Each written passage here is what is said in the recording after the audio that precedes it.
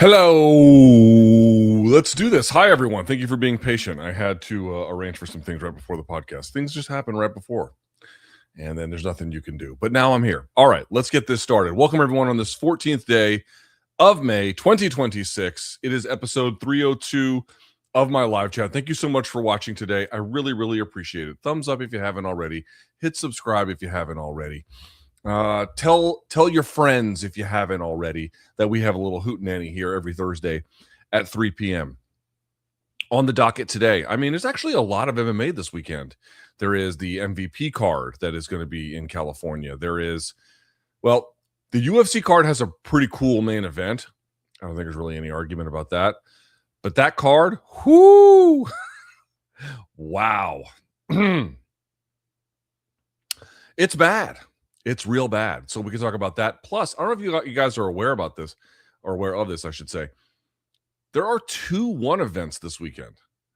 And there are, between them, some pretty good fights. It's a strange thing that's happening. But we'll talk about all of that. Plus, the Sean Strickland fallout, the Khamzat fallout, the Sean Strickland fallout, opposite Ariel Helwani. Like, there's a million things happening. So we can get to all of that, plus more. You let me know. The way this works is I put up a post yesterday. I do that at least 24 hours in advance of the live chat, and you guys fill it up with questions. You then vote them to the top. I'll do all of those for about an hour, and then we'll get to the paid portion where you can then you don't have to, but it's very, very helpful if you do put in a donation into the super chat, and then you can put up your question. We'll put it up on the screen. We'll have a good old time, right? So we can do that too. The exception to that is if you're a member, you can basically do that for free. All right. Don't be putting like 10 of them in there, but yes, you can basically do it for free. All right. All right. Very good. Without further ado, you know the drill. Let's get this party started.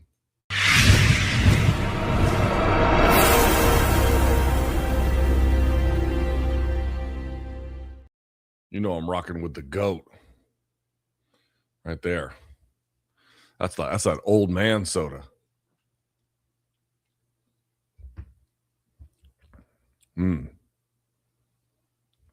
All right. Let's pull these up. My God, I looked like shit yesterday in this photo. Here, let's put this back up here if I can. I had it before. I'm not sure what happened. Oops, wrong one. There we go. Okay, let's throw this jamoke up there. We'll put it like, we'll put it like that. There we go. Okay. Yeah, I was by the Cato Institute yesterday. This is over, what is this? This is like Massachusetts and 11th Northwest.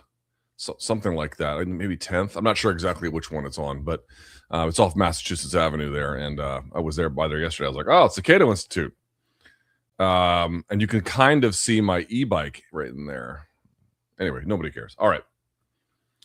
First question. Luke.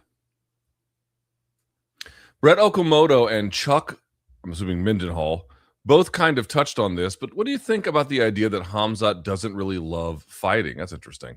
He tried to retire once, only to be ordered back. It would help explain his up and down performances. It's an interesting theory for sure.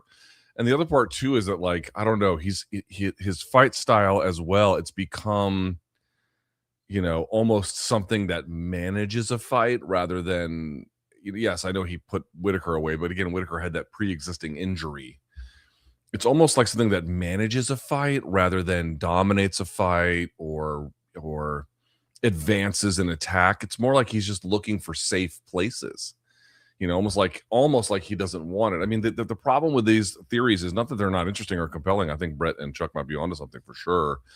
The problem is just it's always really hard to know exactly what lies in his heart. But I think if you're just looking at someone who is looking for, he's not competing very often when he fights, it's hard to say he's looking for places to hide, but that is certainly one interpretation that you could have, that he just doesn't have it. He just doesn't have it in him anymore. I mean, I'm sure he trains really hard, and there's other competing theories about this too. He was going to bulk up to 205, and then he had to go back and change, and it ended up being too much of a cut. I'm sure you guys have seen that. That's not really an excuse, because you've got to plan around this in a more effective way, but I certainly say that there is some kind of ferocity in him missing relative to how we were introduced to him. Relative to how we were introduced to him, either his game hasn't advanced or it hasn't advanced because he doesn't really want it to advance, because he's just trying to go through the motions and keep up with, the expectations that are put in front of him, either by Kadyrov or the fan base or social or, pressure or money or any combination of them. So I really think it's a theory that at this point is impossible to say whether it's correct or not, but because a theory has to be testable in order to be a theory. But there is enough evidence at this point, I think, to begin to ask exactly what is Khamzat's commitment to this. Because at times it's great, it seems great, and at times it doesn't. At times it seems like his heart isn't there. At times it seems like, he isn't really trying to get better. He's just trying to lord over the game what he kind of already has. It's an interesting question. It's certainly an interesting question. It's just a little harder to know.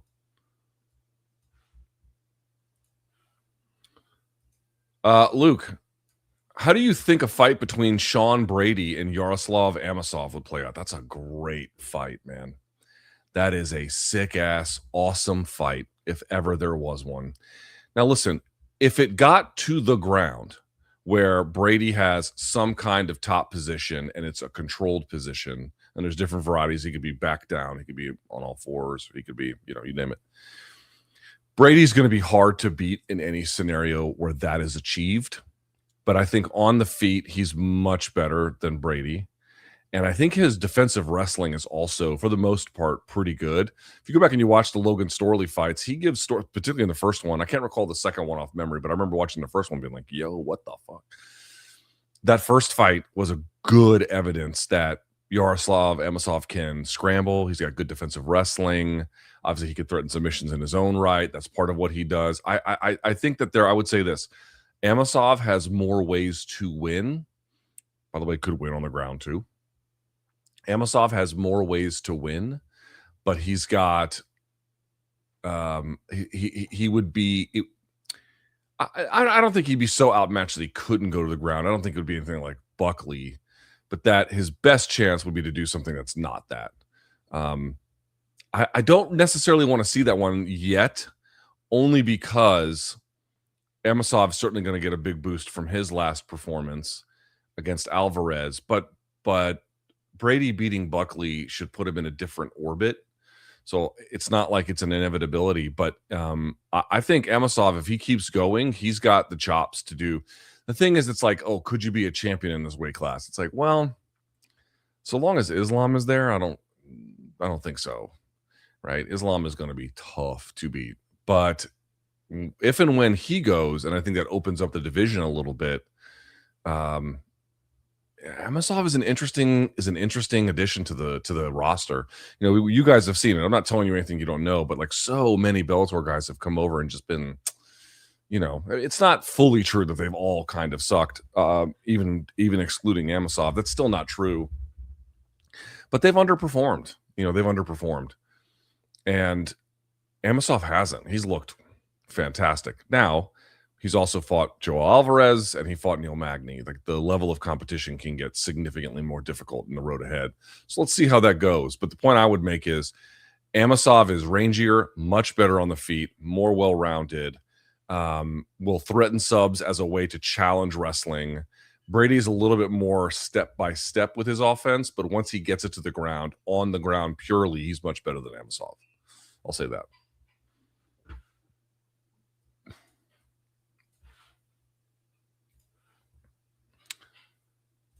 Which is more impressive to you? Why does he keep putting this little thing here? I don't want this thing. What is this? Hide chatbot shortcut. Thank you. What the fuck was that? I don't want that shit. All right.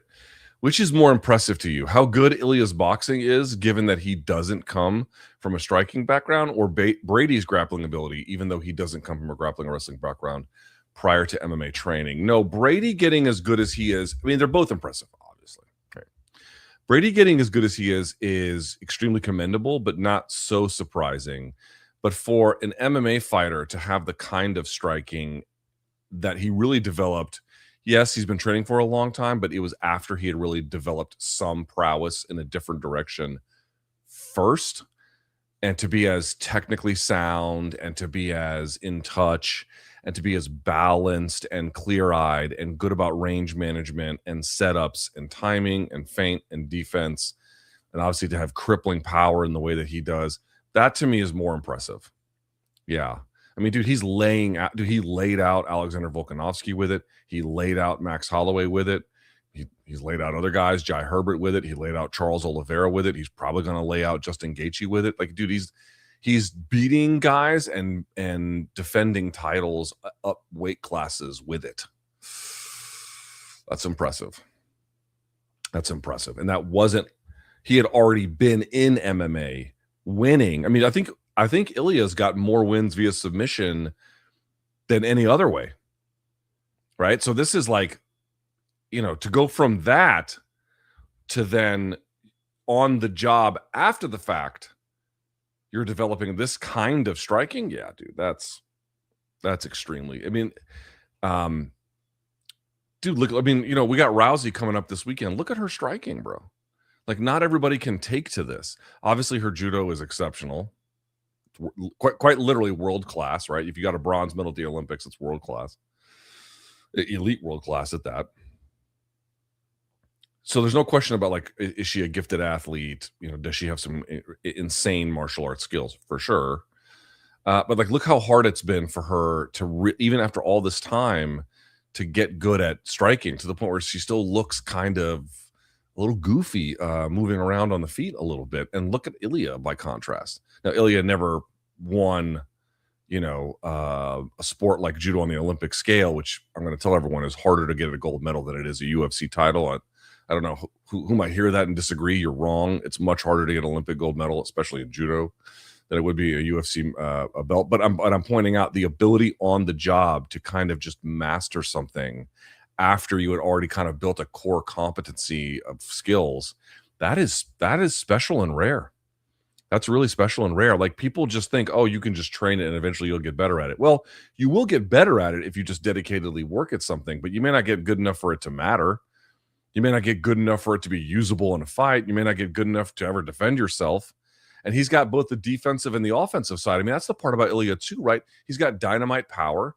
He puts himself in fantastic position. Think about the Volkanovski fight where he's able to feint his way into range, get off at an angle, and then hit him with that left hand. That was brilliant, right? And then also defensively, some of that shoulder rolling he was doing against Emmett, that was good too. So he's just got he just has it's not just that his boxing is good,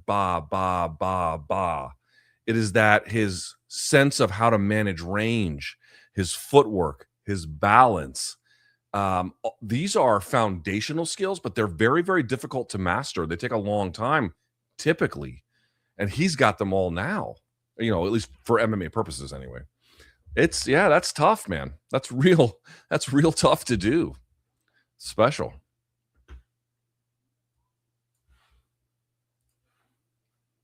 If Conor doesn't, it's a good question, man. I was thinking about this the other day. If Conor doesn't end up headlining International Fight Week, good question. Who do you think they would have headline in his place? And separately, who would you personally want to see headline it? Honestly, dude, if he doesn't do it, they're in a bit of a tough position. So the way that it was explained to me was that when Nate was talking to UFC, he has since confirmed this, that they wanted him to fight Conor. And my understanding is at that time, so we're not talking like months ago at this point, what they told him was, if you don't take this offer, we're just going to give the fight to Max. We're going to make Max the rematch. So it's up to you. Like, if you don't take it, we're just going to go to the Max side. So, like, the Max thing has been in play for a really long time. Okay. And you can make of that what you will about, like, leveraging one guy against the other and all that kind of stuff. But I think most people would agree that the Conor Nate is going to be a bigger fight. Conor Nate 3 is going to be a bigger fight versus Conor Max 2. But Conor Max 2 probably has a little bit more legitimacy because, yes, I know Max just lost, but, in terms of being at the very top of the food chain, Max isn't there and neither is Conor, but, Max is a lot closer than Nate is at this point, So it's got a little more legitimacy to it. But it sounded like this has been kind of their Alamo for International Fight Week, seemingly now for quite some time. This is something they've circled on there. Dude, we're in the middle of May and they haven't announced anything for July, which to me seems like it's kind of late at this point. Honestly, there isn't a great replacement that they can just go to. Now, one thing that you should probably consider is that what they might try is if someone gets out of that White House card unscathed and wins very quickly, which, by the way, is possible, they might ask them to just turn right around and do it in July. Now, it's going to be tough for a guy like Poatan, not because he's cutting weight, but because he probably doesn't want to. Who would you even match him up against? Ilia, on the other hand, if he goes out there and just mops up with Justin, you could. When is UFC? When would that be? 329? When is that scheduled for? What's the specific day that is scheduled for? July 11th. So, in 3 weeks, would you turn around and fight Max Holloway? I doubt he would want to do that either. But let me just pull this up. So we got Gable Stevenson on the card, Leon Edwards versus D-Rod. Fun fight, but you can't headline with that. Sandhagen Batista rematch. Can't headline with that, but good fight. Cesar Almeida versus Damian Penas, or Penas, however you say his name. Whatever. Zachary Reese versus Ryan Gandra. I don't even know what the fuck that is. You got Paddy Pimblett versus Benoit Saint Denis, Nikita Krylov versus Robert Whitaker, Cody Garbrandt versus Adrian Yanez. Bros, they might just have Paddy Pimblett headline this thing. You're asking me where else could they pick from, and I'm telling you, look around. The month before, they've got not one but two of their freaking headliners that could do something on that card. And again, I'm not complaining about that. It makes the White House card as just a card much, much better to have both Ilia and Poatan on it. It makes it these two guys have been the MVP of this organization basically the last couple of years, maybe a little longer than that. So it makes that card nice. But now it controls your options. Could you move Islam versus Gary up, off of 330? Maybe they might try to do that. Maybe they might try to have Islam fight, I don't know, somebody else in a short notice joint or whatever. There's a couple ways you could just kind of squeeze stuff, but the options would be poor. They are. Honestly, I'm not outright predicting it. I think, more likely than not that they figure out a way to get this done with Conor. But you should be prepared for a Paddy Pimblett, Benoit Saint Denis potential headlining fight. They have so many demands and they're so constrained as a consequence. And we're getting kind of late. I don't know. Islam is booked in theory. Who are the three biggest names? Islam. Pull up the pound for pound. Here. Let's pull up pound for pound. Let's see what these donks are up to. What are the donks a pound for pound up to? Okay. Islam set for August. Maybe you could pull that back, but that seems risky. Topuria is number 2, White House card. Volk is sitting at 3. Could you find a way for Volk to slot in? Now 6 weeks away from there. Well, a little more than 6, obviously. Maybe closer to 7 and 8 between. Okay, still, that's pretty. I mean, you got to be moving on that now. And I don't think he's going to want to do that, right? Because he took short notice fights and it blew up in his face. And then there's Poatan, White House card. There's Jan. I mean, are they going to get Jan out there to fight somebody on short notice? I don't know. Aspinall, he's out at 6. Marab at 7. We're waiting on other stuff for him. Strickland just won at 7, but I don't like. Are they going to have Strickland versus Imavov in July for International Fight Week? I mean, maybe they'll go that direction as a Hail Mary, but and then Josh Van sitting at 9. Maybe they could get Van to turn around. That's a possibility. And Khamzat sitting at 10 and Pinto just sitting at 11, Oliveira at 12, again, but they're going to have to find someone to take it now on very short notice who hasn't taken a lot of abuse or is otherwise ready. And there's just not a lot of great options in that regard. It's tough. This Conor fight, remember, guys, he's up against a couple things. He's got 2 fights left on his deal, plus he's on an old contract. Plus, he knows for a fact that the UFC was able to amass $30 million. Granted, they got Saudi help, but we all know for a fact that the UFC was able to put together a $30 million payday opportunity for Jones. If you're McGregor and you've done 2x what Jones has done, why wouldn't you ask for 50 or 60 million? Right? And why would you sign a new deal that extends you 8 fights when you know if you get a third fight with Nate and it happens on Netflix, you're going to make a fuck ton more than you would make with the UFC's hand in your pocket. And so they're trying to figure this part out, and it's not so simple, man. It's not so simple. I talked to an MMA manager this week who thinks the deal won't get done. Now, take that for what it is worth. I mean, no one's view is infallible. I tend to think they probably still will get it done. But and the other part too is maybe they feel like if they kill it at the White House, the fans will forgive them if they have a Paddy Pimblett July International Fight Week, because it's like, hey, look at the White House card. It delivered huge ratings. It delivered great fights. It was this this once in a lifetime crazy event. Are you really going to be mad if next month is not all that great? Live in the halo of that. They might be making that calculation too, man. It's tough.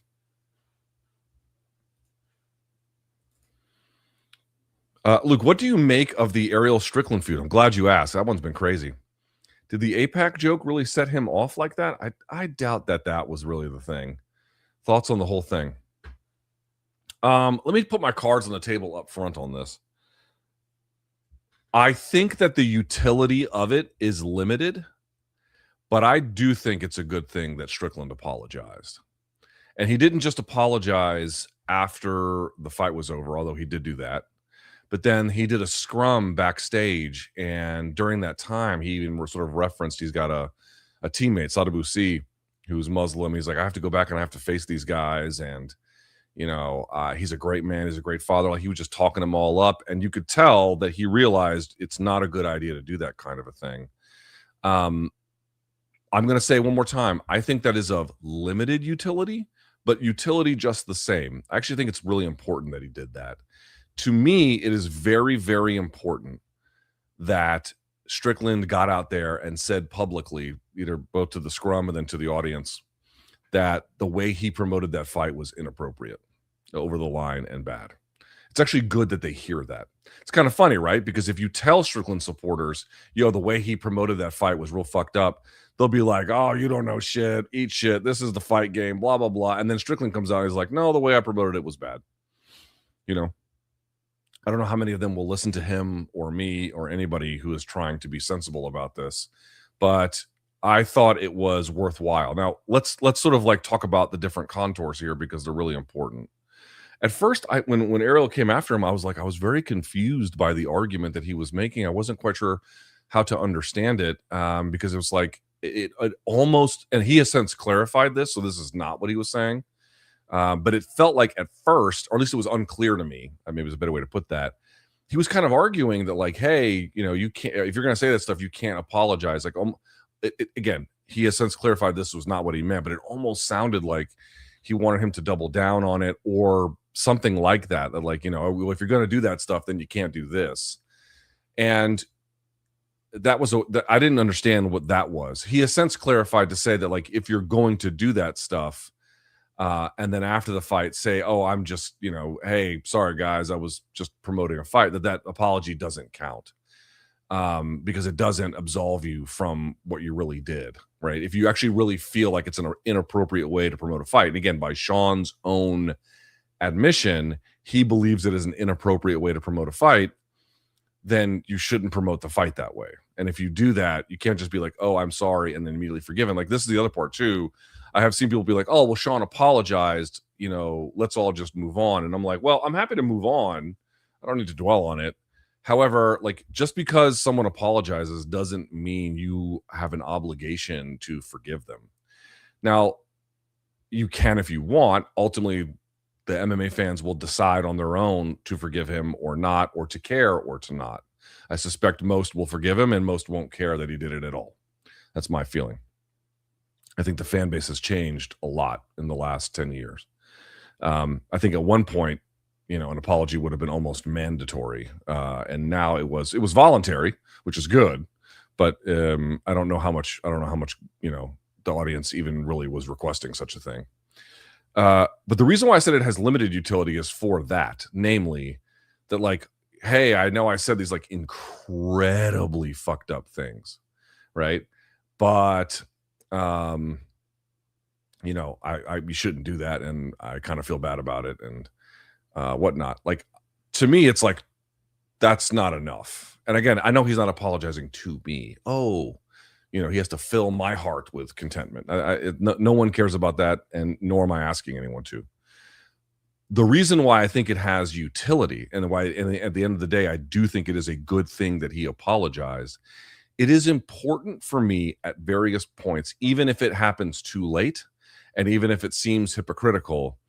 Anytime a fighter introduces a degree of humanity into the equation, even if they've been like completely fucked up about it beforehand, but then after the fact they introduce it, I generally speaking think that is a good thing. And more to the point, for Strickland to tell his followers, this is not okay.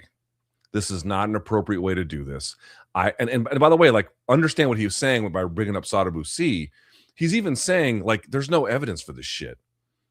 Like, I know people who have this faith, and this is not how they are. And, you know, they're good people. And I recognize, I mean, there's good and bad people of all stripes, of course. But in general, like, he's trying to point out, like, even in my own orbit, I know that this to not be true. I was just kind of leaning into the theatrics of it after the fact. But it is important for someone to say, who has been engaging in this stuff, time out. This is all for show, which, you know, you can feel bad about. Oh, I got fooled by the gimmick, I suppose. I don't really care about that personally.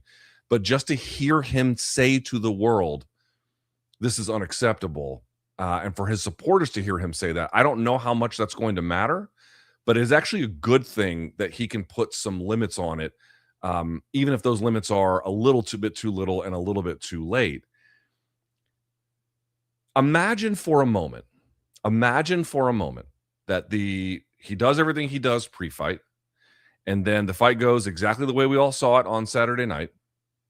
And then afterwards, he gets out there and then doubles down on it. That would have been real bad. That would have been bad for him. That would have been bad for security. That would have been bad for UFC. And UFC's got a lot of different kind of ways that people are talking about him these days, me included. But that, you know, just another black eye for the sport. And I know he did it before the fight, but like, we all know that there's often a lot of attention that happens after the fact that people don't pay attention in the lead up, right? The fight has to happen. And then there's an additional level of news, or like an additional level of like people who are reached as a consequence. And so if he had just doubled down, dude, this would have been a disaster. This would have been an epic disaster. But he didn't do that. He actually apologized immediately. So I don't know if he took the tensions from here to here, but at a bare minimum, he didn't take them from here to here after the fight. Granted, he did everything pre-fight, but the calculation I am making is by Sean's own admission, there's no defense of the way he promoted. You don't have to take my word for it. Listen to him. Assuming, though, that he had already done that, and then the fight goes, what would be the proper course of action once the fight is over? And even if it's too little too late, even if you don't want to forgive him, and I don't, and even if you want to say that, like, you know, it's hypocritical or anything else, all of that can be true. But at a bare minimum, he didn't throw gasoline on the fire. And he told his own followers, this is not a good way to promote a fight. I think they need to hear things like that. And it might ring hollow because they just saw him indulge in it. I get it. We're talking about a very imperfect world here and a very imperfect set of circumstances. But if you take from the position, once the fight is over, what would be a better course of action? To me, the best course of action, once we're at that stage, granted, it should have been a while ago, but once you get to that stage, I think apologizing is the right call. I think it's the right call.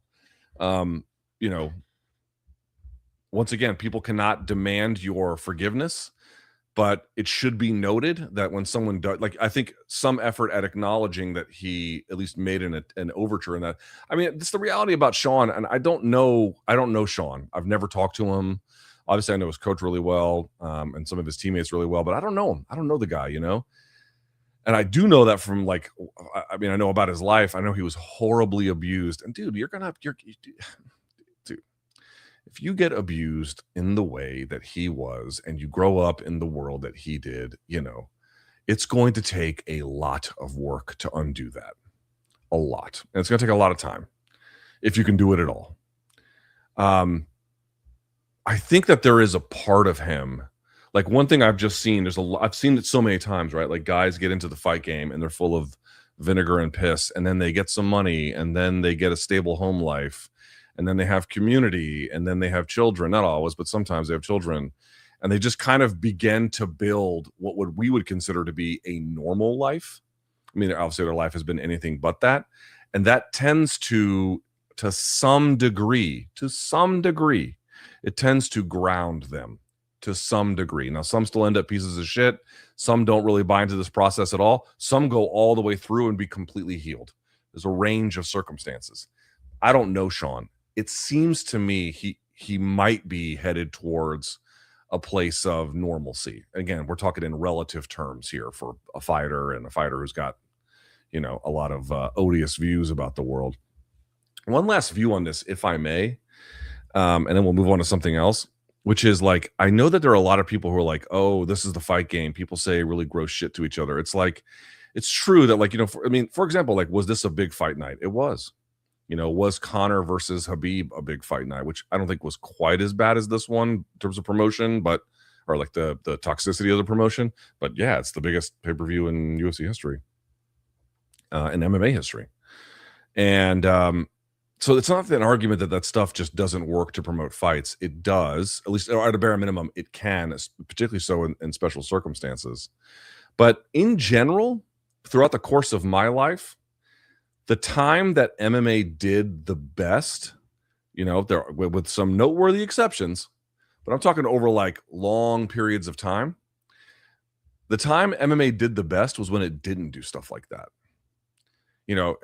I lived through it. I lived through them being aspirationally, like, requesting to the mainstream world to be let in and being on their best behavior to do that, and then recruiting the mainstream world into MMA. I think a lot of the mainstream world has left it. I talk to a lot of people who go to MMA shows now. This is true. I mean, MMA shows all the time, but especially true now. They've gotten more male. There's just a lot fewer women watching MMA. And they've gotten a little broier too along the way. Now, this is sort of a separate thing. The point I'm trying to make is, if I had to ask you a question, what is the harm in saying that kind of stuff? What would you be able to say? And your answer might be nothing. There is no harm in it, which is not true, but it's not necessarily what people think. I've actually been, the last couple of months, I've been kind of quietly reading from, I've been like trying to find scholarly work to this effect. Like, what is the effect on a person who engages in what we would, you can call it what you want, when you want to call it hate speech or, dehumanizing speech, whatever. What does it do to a person? What does it do to a society? What does it do to a community? And it turns out that, like, if someone engages in this kind of a thing and people hear it, it doesn't turn them racist. Like, if there's someone out there saying crazy racist shit and there's a bunch of people who hear it, they actually don't become racist because of that. It doesn't work that way. But something else happens along the way, and this is all documented. They've done innumerable studies to this effect.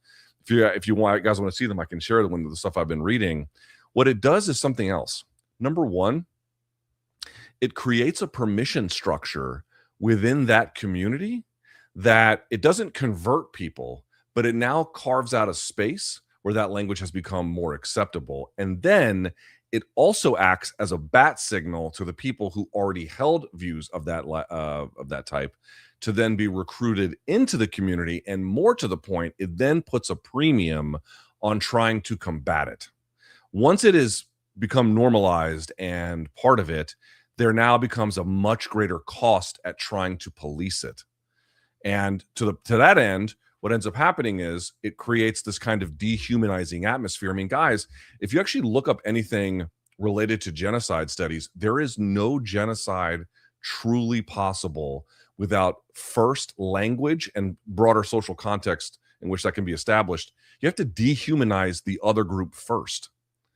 They don't just start hacking people up to death with machetes. There's a long play that goes into it where they're consistently dehumanized and consistently called rats and vermin and, animals and you name it. In fact, it turns out the research shows that some people treat the other group as animals who are worthy of control and condemnation, and some people turn the other group into like robotic, almost automatons, but they're also in that particular case deserving of revulsion and attack. Right, so it actually ends up having two different things.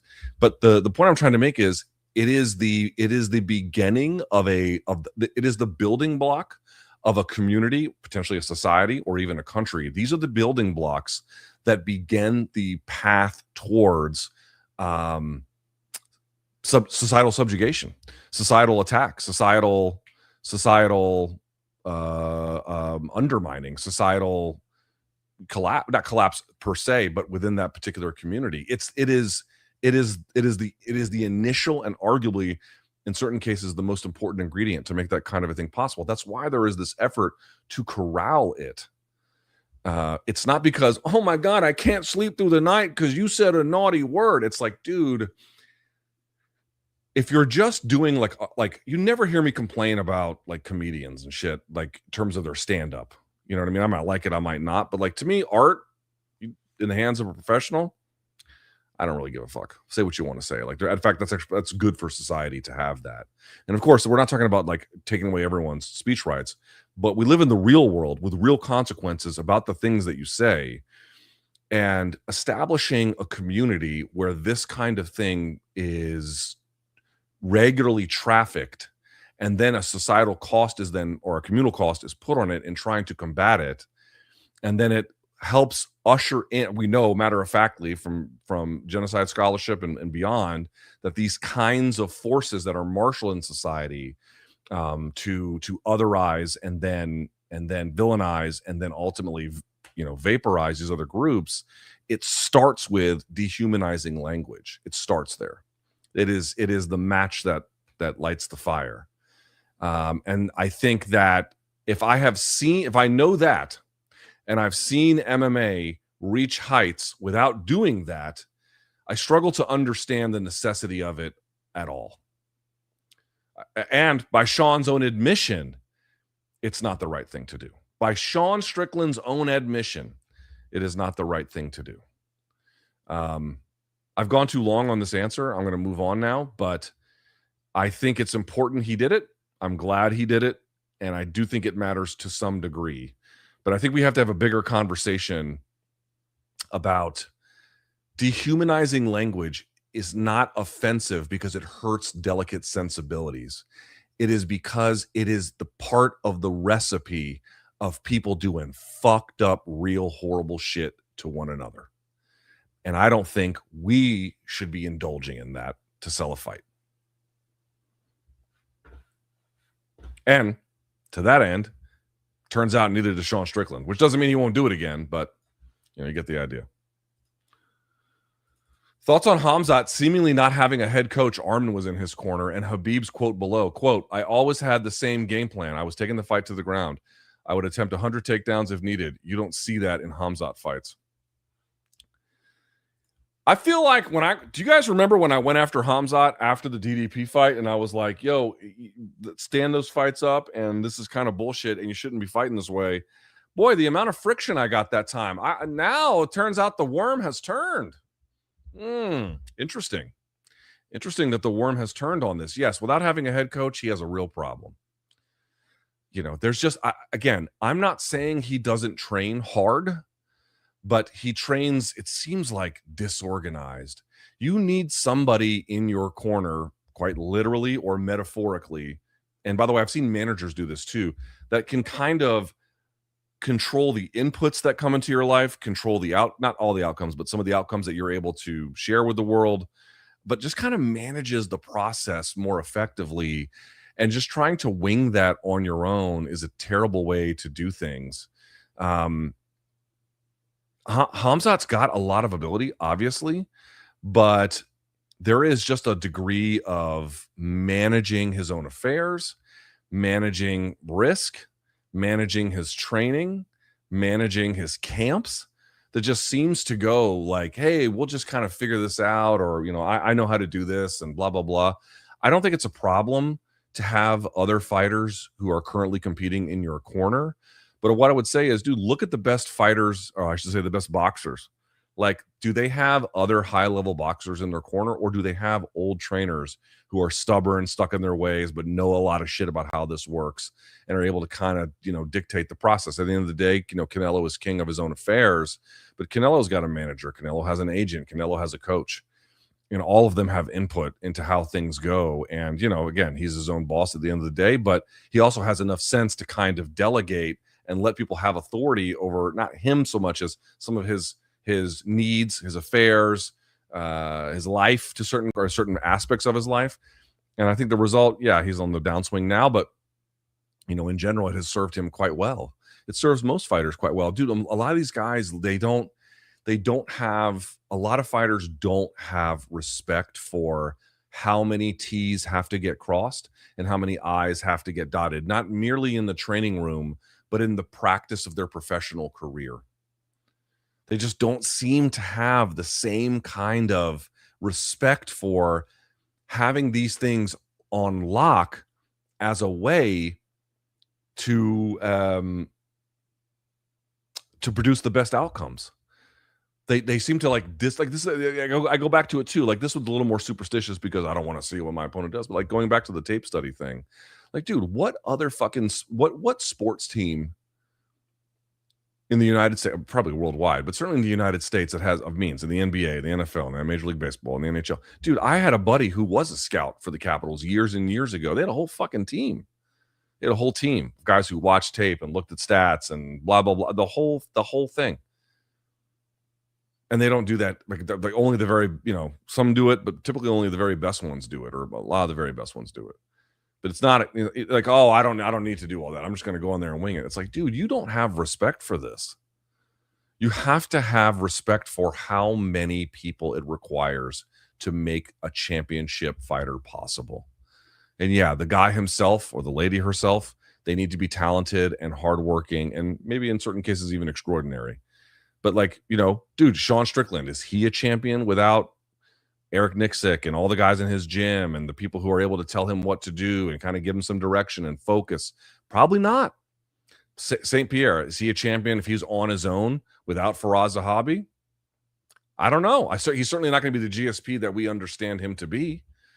Like, and we're talking about the very best guys to do it. It's like, oh, I can go and just pass the test without studying. And it's like, I don't think you understand how hard this test is.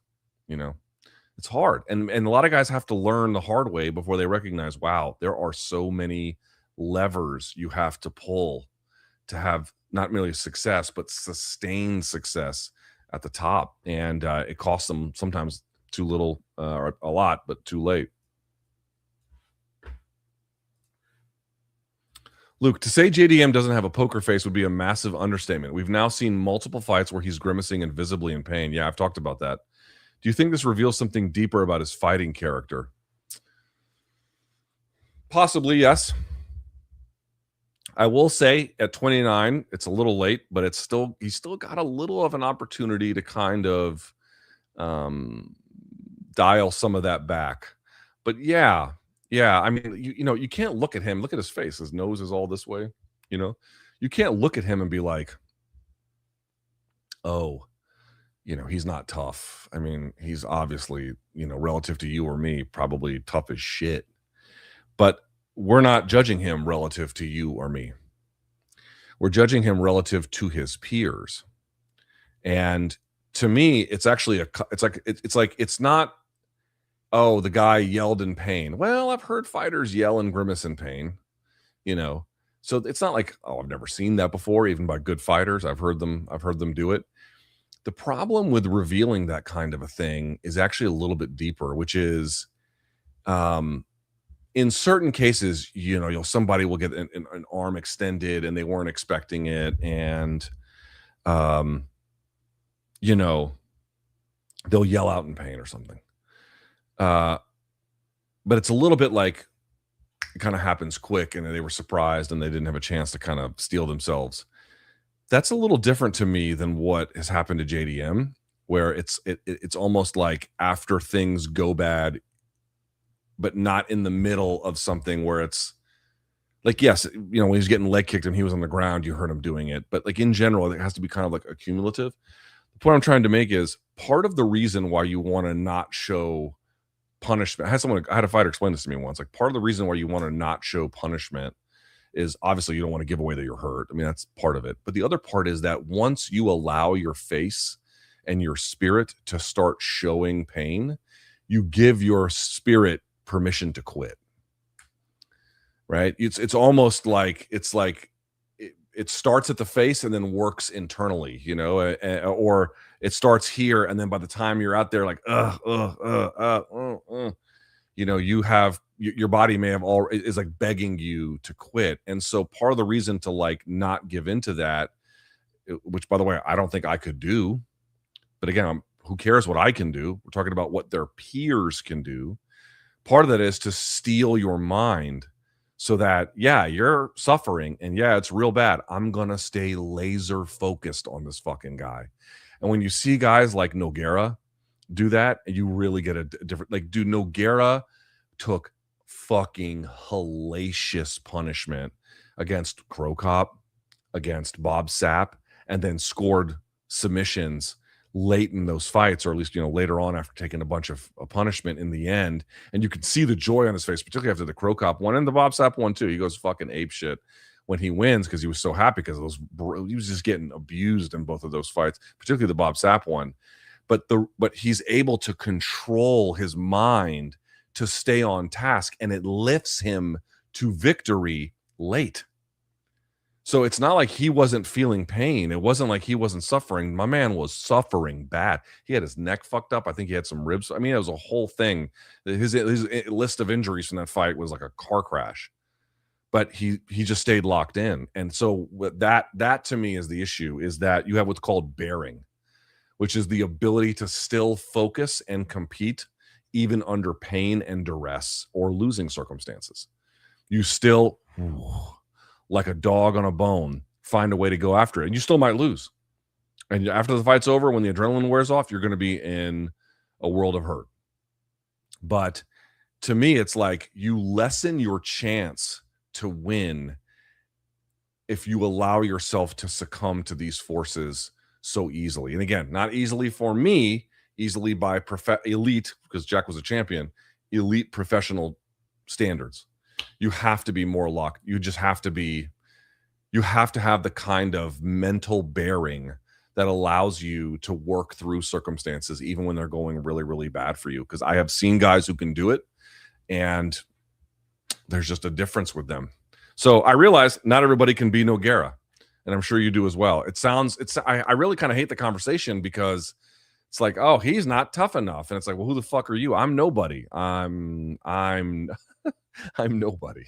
I'm nobody. This is a challenge I couldn't pass if my life depended on it, quite literally. But I'm not trying to do this shit. They are. And so the question is, in that world, what are those standards? You have to give your mind the resolve it needs. And that partly the way you produce that resolve is you simply don't give any physical cues to your opponent, and you don't give any physical cues to yourself. You constantly ignore it, constantly fight it, constantly put it out, and stay focused on the task at hand. And I've seen the difference.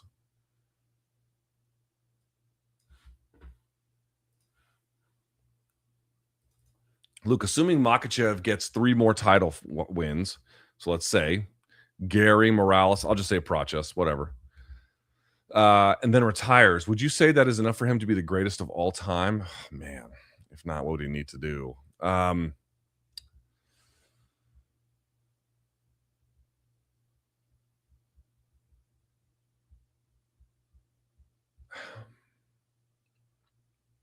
He'd be in conversation.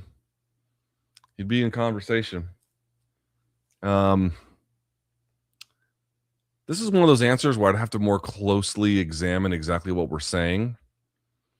Because like a lot of guys, like, you know, John Jones, 2-way world champ, GSP, 2-way world champ, but like Jones didn't really do shit at heavyweight for the most part. When he beat Gane, that's something, but he beat the corpse of Stipe Miocic. I don't know what the value is of that. Also ducked Tom Aspinall. GSP just has the win over Bisping, and then he called it a day. But the difference between those two guys and Islam is Islam is moving up to, or has moved up to welterweight, but Jones's run at light heavyweight is better than Islam's run at lightweight.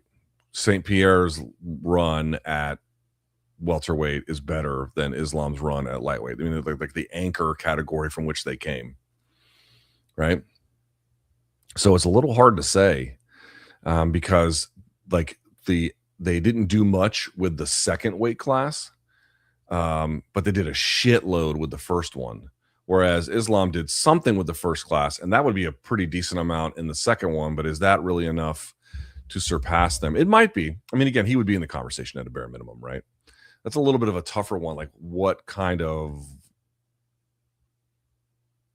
weight you would assign those victories? But I mean, Gary in his 20s, Morales would be in his 20s, Prochas, in his 30s. The Ilia one is interesting because it would be a pound for pound guy, granted up at welterweight. So I don't know. I would say that I don't think it would be a definitive thing. That's a little harder to say, but would it at worst put him top 3? Probably. Yeah. Someone's asking how excited would I be for Islam versus Yaroslav.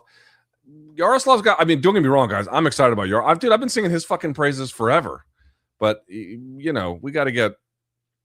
He's got to work on some shit first. He got to work his way up the food chain. Yeah.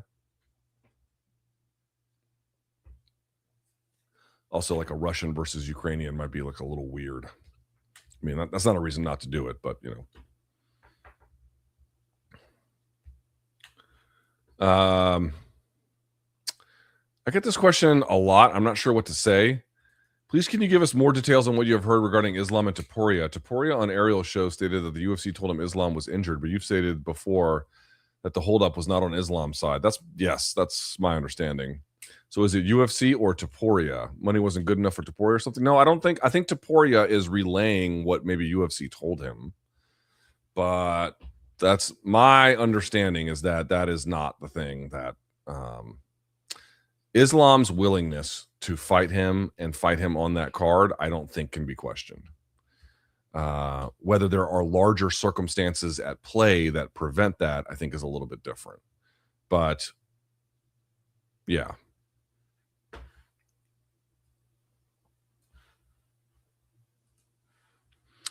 Joshua Van is 24. Tyra is 26. Lonnie, I always say loner, but it's Lonnie Kavanaugh is 26. Has a division ever had a trio of top fighters that were this one? Oh, yeah. I mean, back in the day, this was a little bit more common, but more recently, it's uncommon for sure. I feel like we're about to see a decade of some of the best rivalries in UFC history. Dude, Josh Van is 24, and he's this good already. If he keeps this up, dude, I honestly, man, after Demetrius was done, is Godzilla coming? I think Godzilla's coming. After Demetrius was done, I was like, I cannot imagine in my lifetime anyone's ever going to get close to something like this. And dude, obviously he's got a ways to go. I think Demetrius's streak was at 13. He's at 7, something like that. I have to go back and look at that. But in any case, dude, at 24. And I'm not saying that, he already lost to Charles Johnson. Like, maybe he'll lose again. But to have that much real estate of your career in front of you, and then to already be this far along, and then to look as good as he does, he's got a real shot at best flyweight ever, man. He really does. He's got a genuine fucking shot at it. And that is just something I thought, yeah, I mean, eventually all these records get broken, right? St. Pierre's records get broken. Jones's records get broken. Anderson Silva's records get broken. They all get broken. Like, none of them are going to stand the test of time. Silva's is going to be hard to break, obviously. But, I thought Demetrius, like, oh, dude, like, watching what he did to that division, I was like, this is going to stand the test of time. And it has, certainly for a while, and it still might. But to see these guys this young already putting belt to ass on there in general. Although it's kind of funny, right? Kavanaugh has a loss to Charles Johnson. So does Josh Van. It's kind of interesting that Johnson's sort of like the odd man out despite having wins over these guys. But yeah, I think he's got a real shot at being the GOAT flyweight. I truly do believe that. I don't have much to say about this anymore. Thoughts on Roy Jones Jr. interview going off on Zuffa Boxing? Too little, too late. You know, it's some people in boxing kind of see what's up and they can recognize it for what it is. The people who enjoyed it, but like, dude, the time to speak up was a long time ago. It's fucking done, guys. I mean, it's not literally done. They haven't even introduced the bill in the Senate, but like, guys,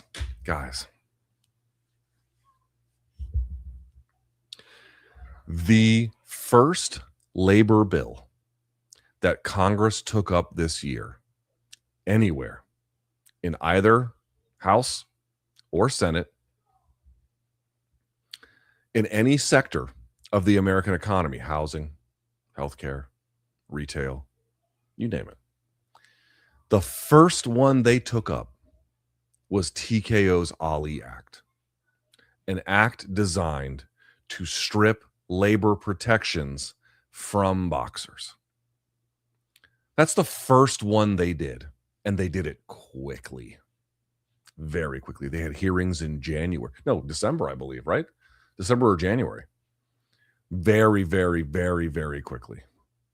Right away. Moved it on up. And as I've told you guys many times, I had meetings with different staffers on Capitol Hill, and they all kind of told me, yeah, what we've heard is that the White House is leaning on the committees, and now, you know, it's in the Senate to push this along. Like, it was an important thing for them to do. And then you saw what the resistance looked like in the Senate with Ted Cruz. Now, again, are there ways where Trump could grow unpopular even more than he already is, such that something could change? I mean, Trump is, I don't know if people know this in terms of like the polling. Trump is more unpopular now than he was after January 6th, which at the time was his previous low. He's actually more unpopular now. But like, is the Republican Congress defying him in any way? They were just trying to earmark $1 billion for the ballroom, which is facing a little bit of resistance, I suppose. But, you know, you get the point I'm trying to make. Like, are they really reining him in? The Senate, granted with the help of Fetterman, just voted down the War Powers resolution. You know what I mean? Like, where is the resistance going to happen such that it matters? So I can appreciate Roy's views on this. I can appreciate that he can see the trouble that lies ahead. But guys, it's you need to prepare for a world, and soon, that is going to have a UBO that I think over time it's going to take Zuffa Boxing some time. It's not going to happen overnight, but they're going to get this legislation passed, and they're going to collect a bunch of boxers, and they're going to make them inside that ecosystem. They're going to make that work for themselves, and that's just what it's going to be. I don't know what else to tell people. People keep imagining that like there's going to be some rocky story to all of this. Again, there could be some kind of crazy event that befalls us. God forbid, some kind of attack on the country, or aliens show up and then, you know, take over the government or something, like something crazy that could derail it. Sure, something like that. But of course, that would entail disaster for the human world. And I don't think any of us are necessarily pining for that at a time when things already seem perilous enough. It's done. It's done. It's over. They won. All that remains is the ceremony of it, and like the time it takes to get this done. But I suspect by fall, this will be a done deal. And the first Ali Act, it took 2 years before it could be implemented. This one is a month. The language only requires a month. Once it gets signed, just 1 month, it's over. By 2027, I would be shocked if there's not a TKO or Zuffa Boxing UBO already functioning. So I've noticed some boxers, now that we're like at the 1 yard line, I've noticed some of them getting out there and being like, this is a terrible deal. I'm like, bro, it's over. It's over. Super, super, super, super fucking over. If you want change in the boxing industry beyond what's coming, You know, the only hope that you have is you better hope that some future administration comes through and breaks up TKO and then, passes additional federal legislation somehow. But I don't know. Will I see that in my lifetime? Probably not. Right? Like, it's done. I don't think people have absorbed the gravity of it or the enormity of what it means for what kind of product they're going to get. But it's coming. I'm sorry to tell you all this. I'm sorry. I really am. But it is over. And people should be aware of that.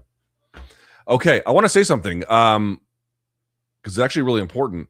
We got the Perfect Gene to be a sponsor with us. How about this? The rest of the freaking year. Yes, ladies and gentlemen, this is true. I'm happy to say the Perfect Gene is now sponsoring my MMA combat sports coverage on this channel for the rest of 2026 because this is one of the products I can actually speak from experience. I'm 6'4", I lift, deadlift, push sleds, train. You all know the deal, which means jeans were a nightmare for me. If they fit my waist, they were too tight on my legs. If they fit my legs, the waist looked ridiculous. The Perfect Gene, however, has solved that problem for me. They have real stretch. They fit guys who actually have real man builds properly. The jeans move when I move, but they don't look like gym pants pretending to be jeans. They look good. Like I said, the first time I plugged them, my wife loves how I look in them, which, guys, I don't know. I think that's probably the best endorsement I could possibly give you. They have waists from 26 to 52, lengths from 26 to 38, and fits from skinny to thick, including athletic, which is the one guys with bigger legs like me should look at. You don't get 15% off their first order plus free ship.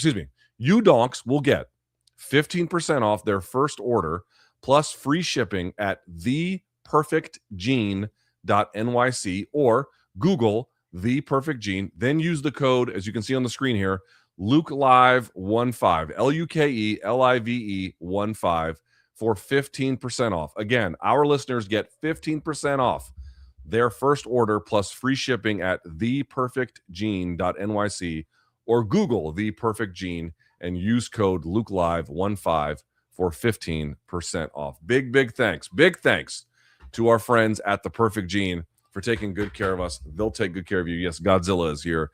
You may have heard her. All right, time now for the paid portion. Again, if you're a member, you can do this for free. Otherwise, if you'd be so kind, you don't have to. You can hang out and just chill if you want. But you can put in a donation to the super chat and we'll get it. I want to give one more programming note, if I may, right here. This is my Substack. I actually have an interview up with, where's the book? What did I do with it? Here it is.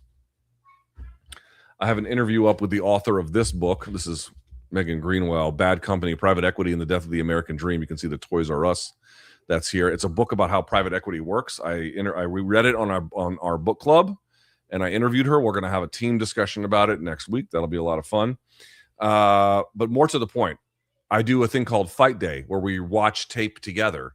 We're going to rewatch Rousey's fights tomorrow. We'll watch some of Carano's too, but we're going to rewatch Rousey's fights tomorrow. All of her UFC ones, maybe some of her Strikeforce ones as well, because why not? It's going to be a lot of fun. We're going to do that at 2 p.m. Eastern tomorrow on Substack. You can do that here. So join us for a Rousey tape study. I will tell you that, man, dude, the fan base is hostile to her. Very hostile. Dude, when Ronda was around, I mean, it's over now. Like the change has happened. Dude, the MMA game has always been predominantly dudes. It will always be predominantly dudes who are fans. But it was a lot more mixed when Ronda was at her peak. It is not that way now. And there's a lot of dudes who I've noticed who are very hostile to her, which, partly it's, I think if she was at the UFC, that would not be as much, kind of be like, someone explained it to me, that could be more of a homecoming story, whereas this one seems more adversarial, obviously. But the other part is I've noticed there's a lot of dudes who clown her for her boxing. Fair enough. It's bad. It's not good. But her judo is like real fucking good. And I saw people clowning her for some of her stuff she was doing at the open workouts. And I'm like, have you guys watched her fights at all? They're like, oh, you couldn't hit that throw in fight. I'm like, she has. Like, what are you talking about?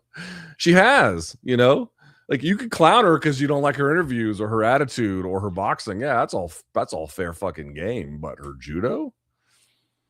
Okay. I mean, that seems like the one thing that you should be granting her, I don't know. I don't quite get it. So anyway, we're going to watch this tape. We're going to watch this tape tomorrow. Come join us. It'll be a grand old time.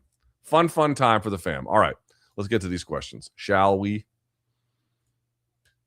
Does Sean becoming a 2-time champ make up for the fact he doesn't have a successful defense yet? Also, if the version of Sean that beat Fluffy fought Izzy, would he have got him out of there? He probably would have gotten him out of there.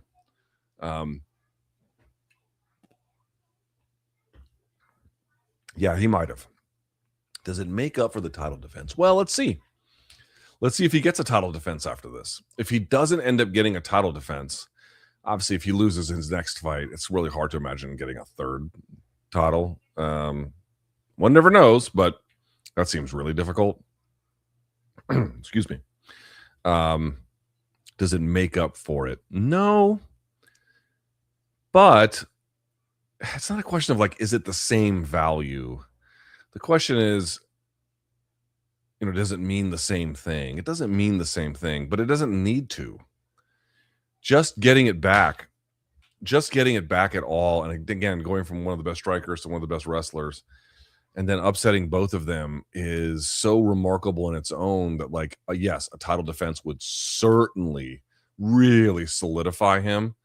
But as I said on Saturday night, if you lose a title, it's so hard to get it back. And if you get it back a second time, and particularly as like a massive underdog in the way that he was, like, it just speaks to a championship quality you can no longer ignore. And I think that's really the case. This donk, welcome to the party. I used to not mind Dana, but I can't stand him lately. Is he more annoying now than ever? Doesn't care about UFC and is clearly withdrawn. I have never found him. I don't think there's ever been a time that I ever found his shtick enlightening or interesting or fun. Now, that clearly puts me on the other side of what a lot of other people believe and have believed for a long time, although I can also tell that the worm is turning on him. I see just a lot more negativity about him than I used to. Not that I think he cares necessarily, but what I will say is he certainly had, like, here's to me one of the big differences. It used to be the case that, like, I remember one time, okay, great example. One time I was out in Denver for the Rampage and John Jones fight. And this was at the Pepsi Center. And then the night before that, I was with a buddy of mine, a whole bunch of buddies of mine that I'd gone to college with, that they all lived out in Denver. We were at a restaurant. And then they were on their phones, or at least somehow had come to, I forget exactly how they found out. I think it was they were on their phones, that Dana White was just handing out tickets nearby. So they left the dinner. I waited at the table because I didn't need a ticket. I was going there as credentialed media, and it was like super close. It was like down the street. They left the restaurant and they went and all got tickets, and then they came back. And then you'd watch pressers, and and they would throw questions to the fans, and the fans would be like, "Dana, can I please get tickets?" He'd be like, "You want tickets? You got fucking tickets." He just kind of had this, like, I'm on your side attitude to the fans.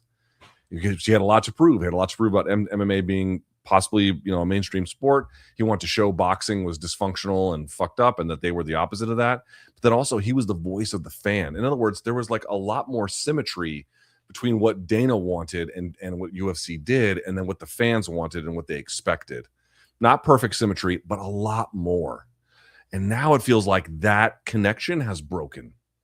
Maybe not permanently or irrevocably or fully, but it's not what it once was. It does seem different to me. And I think that you're seeing a lot of, he just seems, he is not as engaged on the product. He's got a lot of, like it, shut the fuck up. That's true on AI. It's true on Trump stuff. It's just, this is what we're going to do. Eat a dick if you don't like it. And I'm just going to do it. And, like, there's just no attempt at building ties to the fan base and that with that particular attitude. Have you seen this Chud the Builder loser who walks around being racist and was shot in Nashville yesterday? Didn't he shoot himself? Yes, I have seen this guy. God, what a demented world. You guys, I actually had not paid attention at all, and then it's so funny. If I log into my political Twitter account, and then I just kind of watch a video and then I let it expire and the next one populates. It is every single time, almost, not quite, but like 98% of the time, it's a Nick Fuentes clip. It's really kind of strange how it constantly feeds me that. I'm not looking for it. It's really kind of weird. But in any case, but one of the exceptions was, and then I got fed a Chud the Builder one, and I was like, okay, what's up with this fucking guy? And he is, purposely using the most inflammatory language to get a reaction out of people. In many cases, getting the kind of reaction he wants, and then using that reaction to then double down on it. And guys, when I say get a reaction, like he is going up to people straight up, calling them the N-word, like aggressively, and not just saying that, like all the other kinds of trimmings that go with it, when they react poorly or just to bait them. And it's like, dude, what point is it that you imagine that you are proving? And by the way, the fact that this dude didn't get smoked earlier kind of speaks to the restraint of the people he's been going after, to be honest with you. Because like I'm surprised. If you hear this fucker talk, it's surprising it took this long for him to get into this kind of trouble. But it's like, dude, like, what is the end game here? This was only going to end one way. It was going to end in violence. And either you were going to be killed or you were going to do violence to yourself and another person, which is exactly what happened. And now you're going to be in trouble. I don't know if there is even footage of the incident or a greater description. I've seen what you've seen in the news. I don't know. I know he's been charged with a bunch of crimes related to attempted murder and then, having a weapon at a scene of a crime and all kinds of shit. And I don't know I don't know how that's going to go for him. But like, even if he gets exonerated there, if he goes back to doing it, it's only going to end one way. You are either going to end up dead or you are going to end up in jail. What exactly are you proving by doing this?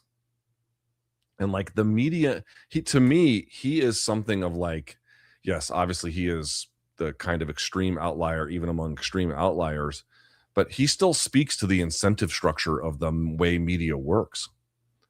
Chud the Builder doesn't work in a different media environment with different incentive structures, but he works, again, on a limited basis, but it works in this one. And I just think that is such a depressing lesson to have to absorb. Like people want to make, it's just weird. There's this weird focus on like, well, you should be allowed to say whatever you want. And of course, there is some kind of reality. We all have to accept that people will say ugly, nasty things to you, but making provocation a goal, making violent provocation a goal, and then succeeding in it. And by succeeding, I mean just taking what you're doing to its logical end state, to the point where you're now going to have, in all likelihood, probably spend significant time behind bars. What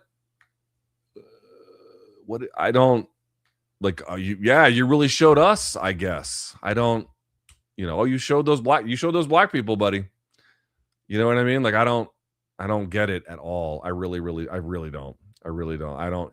He just seems like, a deeply unhealthy person mentally. And he is that plus this is what I mean about dehumanization. Like, dude, look at what dehumanization leads to. It leads to violence one way or the other. Look at it. You know what I mean? Like, this is the world that these words build. This is what I'm trying to tell people. It's like, oh my God, I can't sleep at night. Somebody used the N-word. I grew up in the 90s, bro. I listen to gangster rap. I don't lose sleep necessarily over the utterance of the word per se.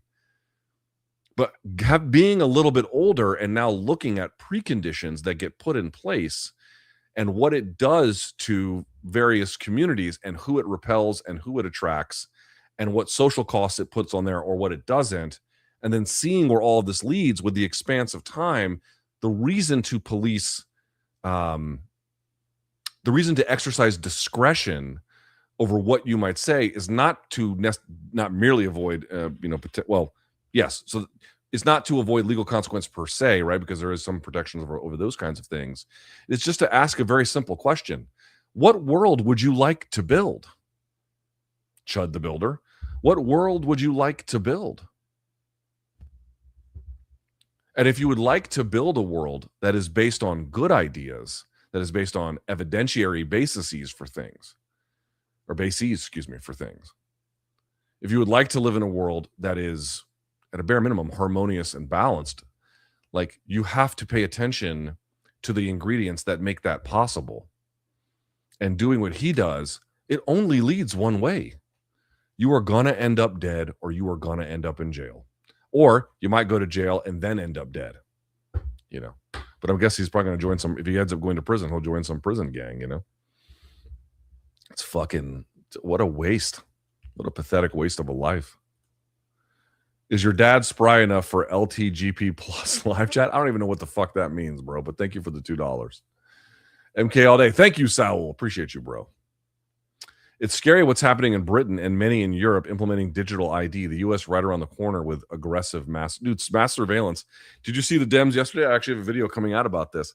So they're trying to sneak in an ICE provision into a bill that's, at least the bill itself is ostensibly designed to combat organized retail theft. I'm not talking about people just shoplifting and then running out of the store. I'm talking about guys who would steal like giant pallets of packages and then, resell it and take the shit across state lines, like that kind of a thing. And you're like, who's in favor of letting that happen? Nobody. But what they snuck in there was a way to get around the Fourth Amendment. And what they did was they are going to basically create this law, which creates this system within the DHS to partner with various retail outlets as well as local police.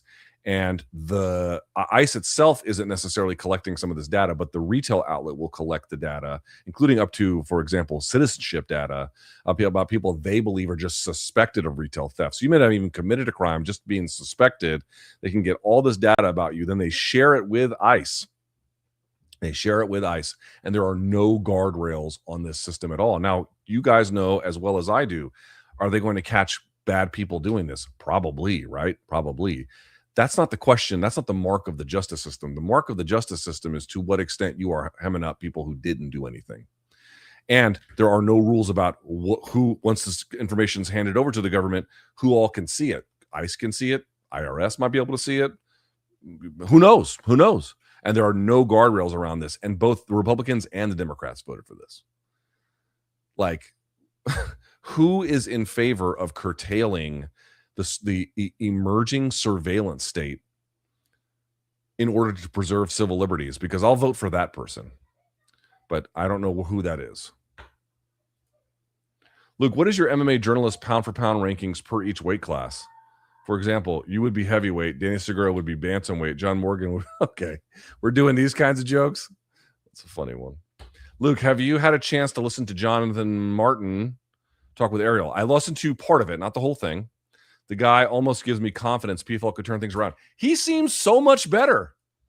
Does he not? He seems infinitely smarter.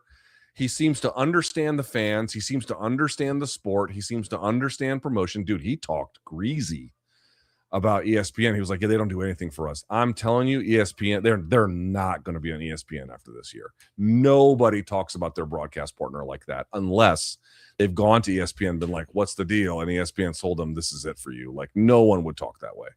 No one would ever talk that way. So they're done there. I would guarantee that. But, the amount of tickets they're selling, the way in which they're promoting, the fights they're putting together.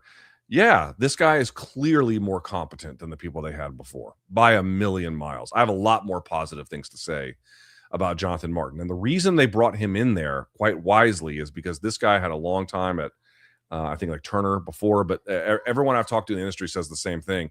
This guy is the guy you want to bring in to secure your next broadcast deal. This is the guy. So that's what they brought him in for. And that's going to be the real challenge. Because PFL's got some charm to it. And dude, if they go away, oh my God, how bad would that be? How bad would that be for the MMA economy? But at the same time, man, like, you guys know my view.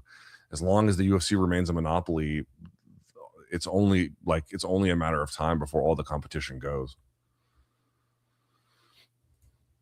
Luke, do you think people are underestimating how long it will take to untangle the vandalism the Trump regime is doing to our government? They have no concept, is doing to our government right now. They have no concept. They have no concept of what it means. Like, understand what has happened that didn't happen in the first Trump term. The world is decoupling from us. They are decoupling from us in ways they can financially. They are decoupling from us in certain cases through either requested or outright change in security protocol or alliances. They are decoupling trade relations. They are decoupling in terms of any number of different forms of national, or I should say international integration. They are decoupling from us. They're trying to decouple us from the petrodollar, or to find a way around that, which is a little harder to do. That might take some time, but nevertheless, like, they're trying to do it. And these are all like, it's what's amazing to me about the America First crowd is they are America First, and they seem to have no idea what actually makes America great. And therefore they are Don Quixote attacking windmills, and they are trying to solve all the problems that don't exist while creating new ones that are significantly worse. The Strait of Hormuz is a great example. We had the JCPOA. They withdraw from it. Now they have, by the way, I don't know if you guys saw this. They have the Iranians have nearly 70% of their mobile launch systems, and they can replenish within a couple of months up to 90% of their small, at least not just ballistic, but part of the smaller weapons stockpile that they had ostensibly lost in the skirmish with the United States. Like, they're basically going to be back to what, not quite where they were, but pretty fucking close. Yes, there have been other parts of their country that were destroyed: bridges, infrastructure, universities, schools, hospitals, you name it. Like, and that's a real, and part of the refinery systems, and that's a real cost that they're going to have to bear. But look at what's happening in the Strait of Hormuz now. They have now control of this in a way that they never did before. They're at least exchanging with yuan in certain cases with ships to go through. I realize there's a blockade on one end, but this is what they have proposed, and this is what they were trying previously. Like, they're just decoupling from us. The rest of the world took a look at this, and they said, we cannot be partners in the way that we have been with lunatics who are trying to take over Greenland, or threatening their neighbors in Canada, or trolling about Venezuela, deposing leaders, just breaking all rules, breaking all international norms, and then dragging down the world economy by their misadventure. So there's just this decoupling that has happened. So, like, even if you get all these donks out of power and you bring in someone else who's much more sensible, who wants to engage in it, like, the rest of the world knows, yeah, but if you'll elect him twice, who's to say you won't elect the next lunatic in the next 4, 8, 10, 12 years? It's a huge, gigantic problem. To say nothing of, like, internally, by the way, did you see there was where did I see this paper? I read a paper this week: for every 6 deportations that happen, that kills 1 job for a native in the United States. For every 6 of these deportations, because it cripples the ability for the industries in which these laborers operate to themselves operate more effectively, which has downstream deleterious consequences on the ability for them to function and then hire as many people, right? So that's a disaster. That's a complete disaster, to say nothing of destroying cancer research, to say nothing of destroying, by the way, all the jobs that I have friends that lost their jobs in Doge. That's a sort of a small thing, or maybe to many of you, it's not a small thing here. Devastated the local economy. Everything this motherfucker touches, he sets on fire. He sets it all on fire. But the biggest one is that the world has learned the lesson that, like, whatever constraints existed in the first Trump term, they don't exist in this one, and it is time to look for the exit. And who could blame them? Who could blame Canada for turning to China away from us? Who could blame them? Luke, would you rather watch the torture known as Eurovision Song Contest or test a squat toilet after Mexican food? I would just rather not answer that question. All right, Luke. So Armin is the backup for the title fight on June 14th. Yes, but he's also apparently booked for the RAF match with Tony Ferguson on the 13th in St. Louis. What's going on there? I don't know. I saw that too, and I don't quite get it, because you can't do both. You're going to need to be here. You're going to have to weigh in.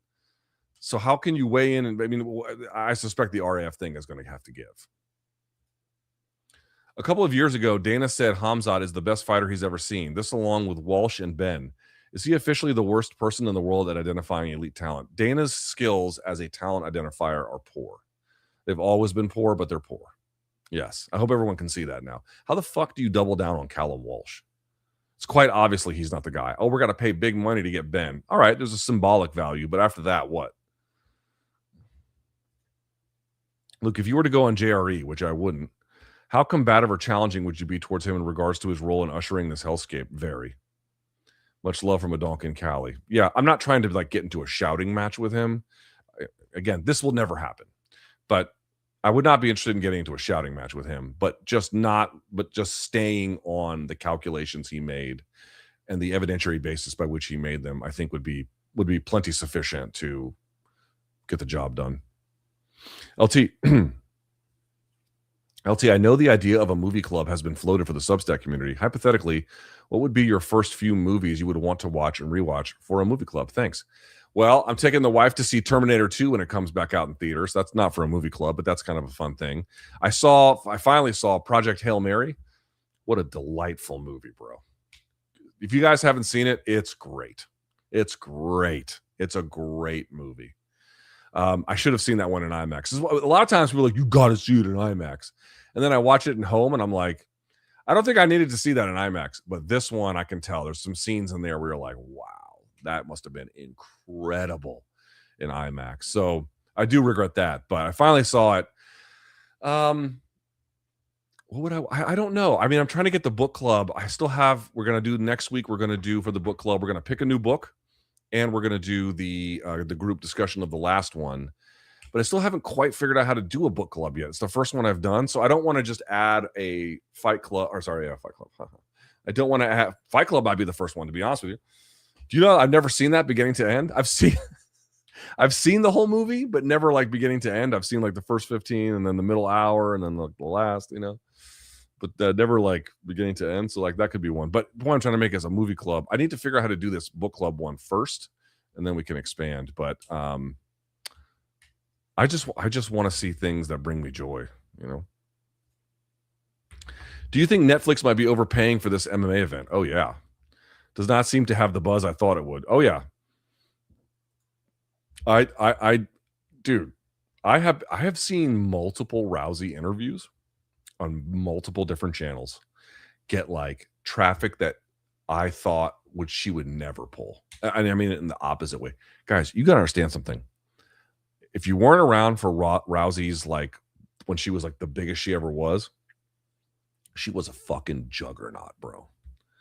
You have to respect it. You could say that's not the case now, and I agree. It's not the case now. But to watch her at her peak, dude, not only would anything she touched turn to gold for a time anyway, and eventually this all soured, but we're talking about her peak or pretty close to it, right? She went on shows MMA fighters never went on.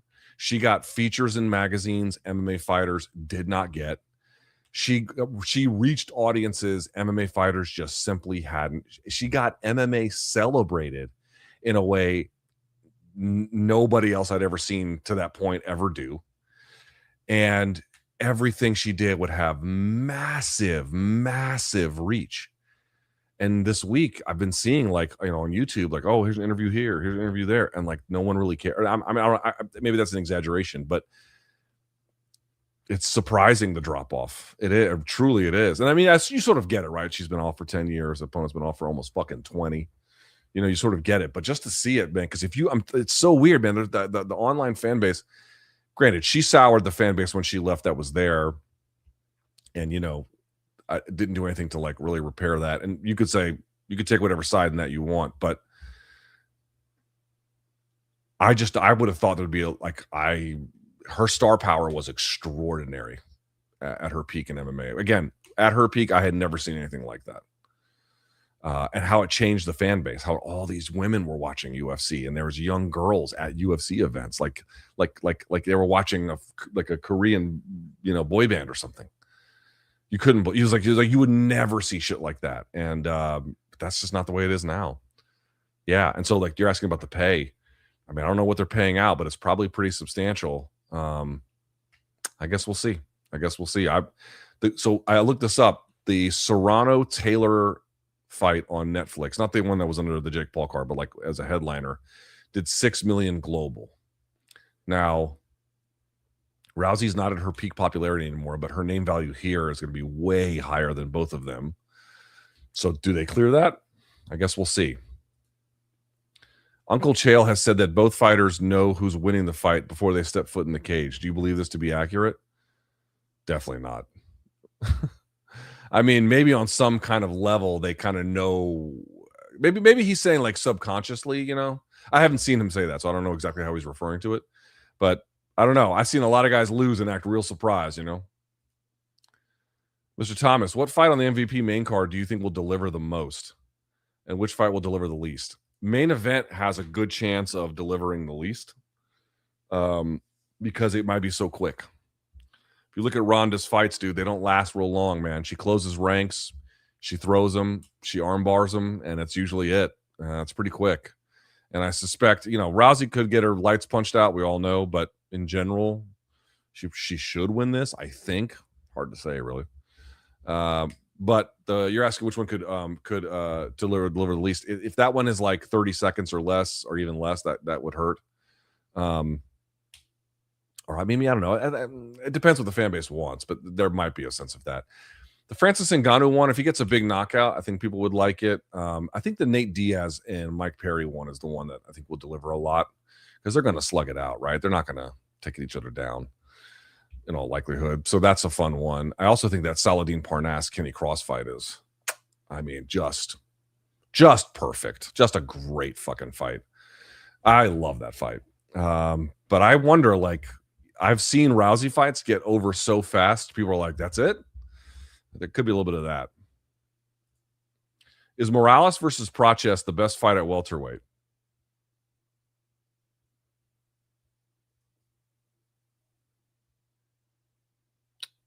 Non-championship edition? Yes. Yes. Well, there's Rachmanov in there too, but among active fighters, yes. Yes. Does MVP MMA 1 being in an arena like the Intuit Dome remind you at all of Infliction at the Honda Center? A little bit. The scale of it reminds me of that. Now, remember, in the first, I got shit for this. This is an old school one. You guys were not around. For most of you were not around this time. So when the first Affliction card went through, they took a break in the middle of the main fucking card for Megadeth to perform. And I'm like, guys, listen, Dave, buddy, I'm sorry that they kicked you out of Metallica, but I don't want you here either. Get the fuck off stage. What are we doing? And I remember I was working at Bloody Elbow at the time, and I wrote that, and people were like, oh, I loved it. It was so great, blah, blah, blah. I'm like, do you understand how fucking stupid that is? Wasting money in that way. And then on top of it, you know, like just delaying the broadcast. Like, what the fuck are we doing? Like, what is this? What is this shit? So it doesn't have that. I think Netflix and MVP will do a better job than that, but it does feel a little bit like that. Yeah. You are a vector for my right-leaning phoner. Thanks for the $5, bud. All right. If Conor doesn't fight, pull O'Malley off the White House card and pay him and Corey to do a 5-round main event for International Fight Week. Winner gets a shot at Jan. So you're going to do a non-title International Fight Week one? Again, you could do that. They might have to end up cannibalizing it, but dude, would O'Malley agree to that? Oh, you have to get off the White House card. Now you have to go fight back in Vegas. I doubt he'd be supersized for that, you know. Why do you respond? I shouldn't. You're right. I shouldn't. Why do you respond to people on Twitter about Ronda or other things MMA? Obviously, they are dumb people. Damian Penas, future top 10. I'm high on him. Yeah, he seems like he could be good. I shouldn't. I should just delete my Twitter account, to be honest with you. Like I've thought about this. I have thought greatly about this. I have come very close to just deleting my MMA Twitter account. I've only got like 6,600 followers on my LTGP account because I just started it and it's kind of part-time. But I'm honestly just considering just vaporizing my other one and then doing that, to be honest with you. It doesn't drive traffic with some exception. When I posted my lecture, it drove traffic. Holy shit. I'll say this. The amount of blowback to me posting that lecture ended up selling enough subscriptions to my Substack such that with just the money on that one post, I could have bought a used car. So there are exceptions to this. This is what I mean about the Chuds, right? Like if the Chuds are gonna make you money, is it worth keeping them around? Probably. And they made me a fuckload on that one. But in general, it doesn't do anything. Like it doesn't really promote it. So I don't know. I've kind of thought about it, but you're right. Like, dude, like there's nothing social about social media anymore. Like there's just it's bots, it's trolls, it's people trying to use the system to get ad money or the money from the creator program where you just based on views and whatnot, and like it just has destroyed everything about it. There's nothing. If you guys notice, I don't post hardly at all about my personal life ever anymore. Oh, I saw this cool movie, I'll tell you guys about it, but I don't post about it. Why? For what? So people can be like, yeah, fuck that movie, or just not engage with it in some kind of way that's either bad faith or otherwise just not worth interaction. This is social media now. Social media also, by the way, for folks who have seen the numbers on it, is dying. Dying is a strong word. Bare minimum, contracting. And this is true for Twitter, IG, TikTok. They're all slowly going like this because it's not really social anymore. Big accounts might need it and they might get some value from it, but like people sharing their lives with one another, that doesn't happen anymore. How do you think Sterling O'Malley rematch would have gone? Okay, there's a bunch going on here. How do you think Sterling O'Malley rematch would have gone? Probably the same. And what do you think is Sterling's ceiling at 45? Well, if you ask Ray Longo, you've seen it because he doesn't think he's getting a title shot. I think he probably would not win the title, but like, he's probably close. He's probably close. I think Volk is probably a bridge too far, but he's probably pretty close. And then lastly, I don't even know what to say about this. Israel and Lebanon is disgusting. Yeah, they're trying to take everything from south of the Litani River. Dude, I don't say this very often. I'm not glad my mom is dead. I'm really not. I'm actually, y'all know it's been hard on my life. But there are days where I'm glad she doesn't see this anymore. Yeah. They've killed thousands of Lebanese. They're trying to destroy Beirut. They want to take part of the country, all for this greater Israel project. Guys, I'm going to say this one more fucking time. The party in 2028 that fails to confront the threat that Israel poses to United States, to our civil liberties, to the mass surveillance state, to everything. The party that fails to confront that not only is likely to lose, they should lose, including if it's the one that I'm more closely associated to.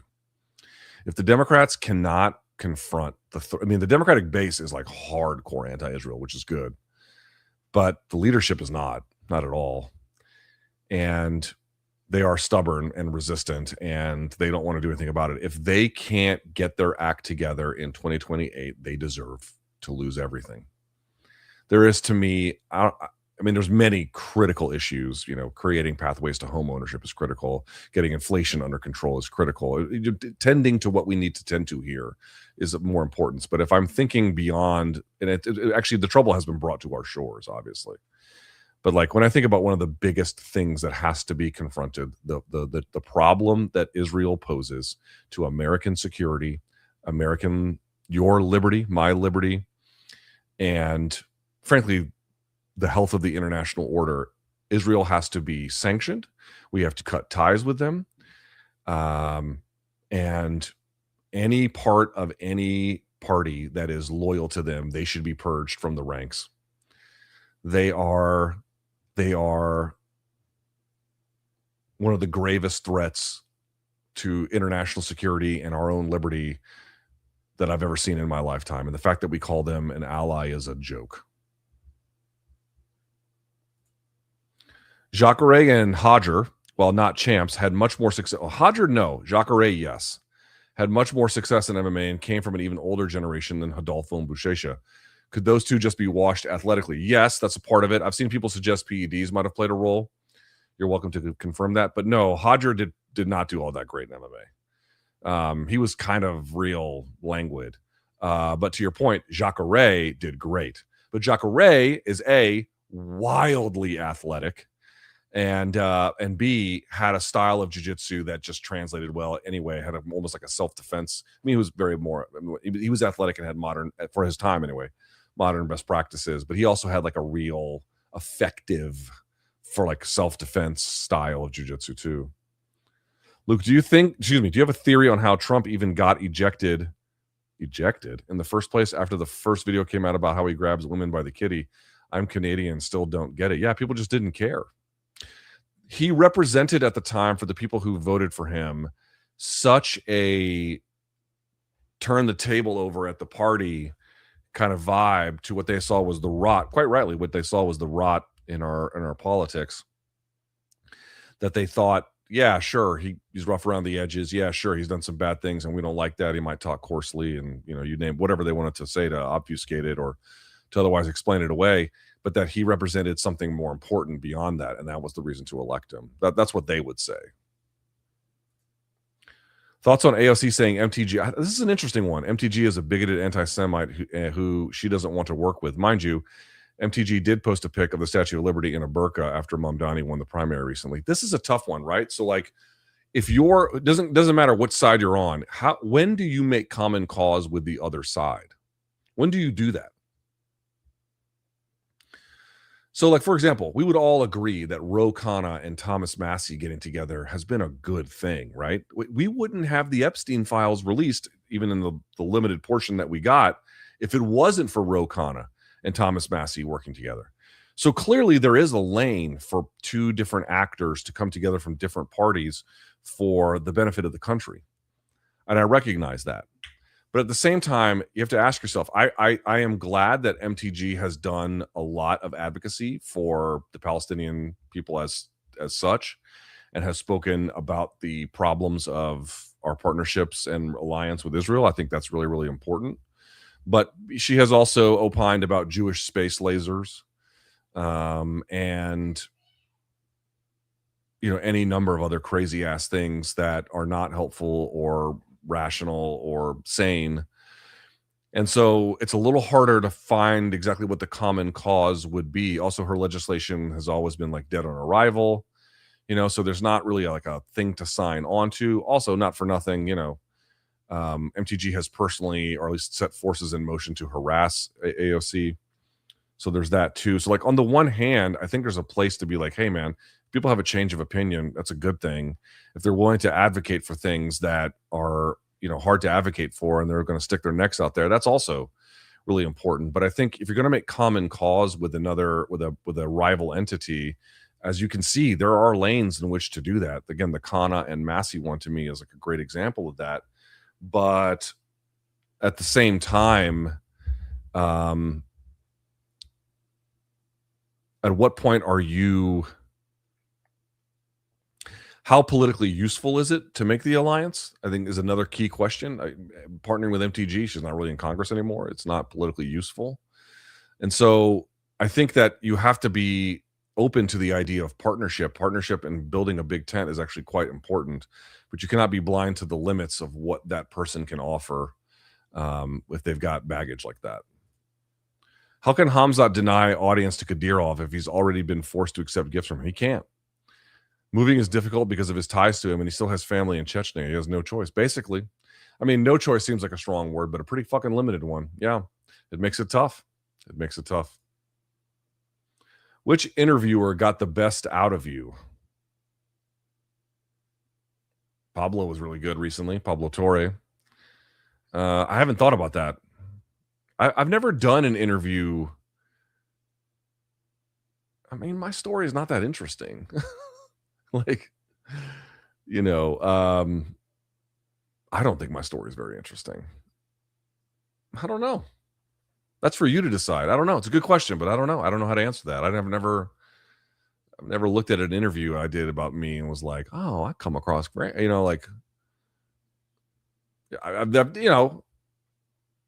a little bit. You pay attention to how you come across. Obviously, that's an exaggeration, but you know what I mean. Like, I've just never. I don't know. I don't know how to answer that one. It's a good question. I'm sorry I don't have a better one for you. What will happen to the MMA world if by Sunday morning we have Felipe Linz as the new lineal heavyweight champion? Rematch? They'll rematch the shit out of that, guys. You know how that's going to go. Strickland says Muslims don't belong in America. Paramount UFC does nothing. Yep. Strickland mentions APAC. It gets cut out of the interview at the desk. Free speech, huh? Well, again, if it's the one at the desk, well, actually, you know what? UFC's in control of that one too. Yeah, guys, I don't know what to tell you. Do I have it here? Yes.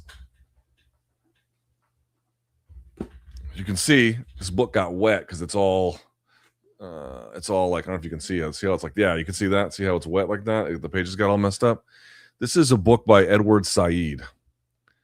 Look at this. This is a book called Covering Islam. Now, boys, I am not Islamic. I am not Christian. I am not Jewish. I was raised Christian, but I'm not Christian now. How the media and the experts determine how we see the rest of the world. It's more than just about Islam, but it's about the nature of how the West has covered Islam. Of course, this is the author of Orientalism on top of that. And what you find is that and by the way, hold on, let me show you this. Oh, I'm so glad you brought this up. Check this out. Let's see this. I want to show this to you. Look at this. So let me show this to you. Oh, fucking hell. Hold on. Let me get this. This is important to see. Hang on one second. Okay. Email show FBI Director Kash Patel's Hawaii trip included a VIP snorkel session at a Pearl Harbor memorial. This guy is such a fucking... God, he's awful. All right. Look at this. I'm going to show you something. So I bought this book. I have not read it yet because it just came out. It literally just came out. In fact, I've still got my old receipt in here. So look at this. Okay, look at this.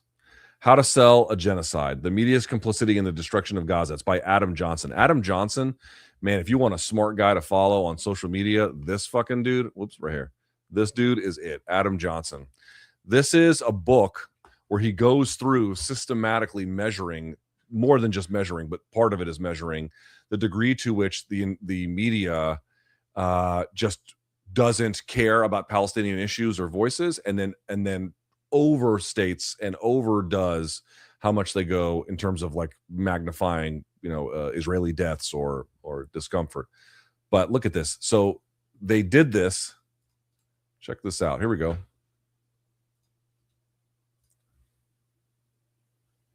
Yeah. Okay, here we go. Oops, read 13 replies.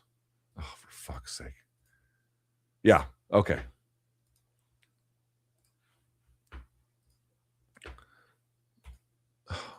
Oh my God, hang on.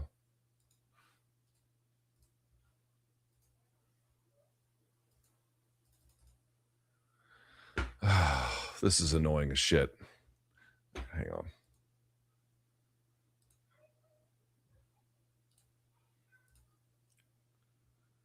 I'm going to do this because I'm just going to get a couple of these.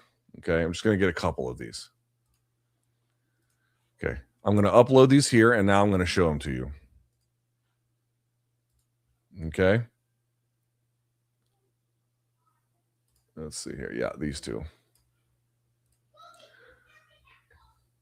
Okay, check this out. This is so The Intercept took the data from the book and then made slides about it. Look at this.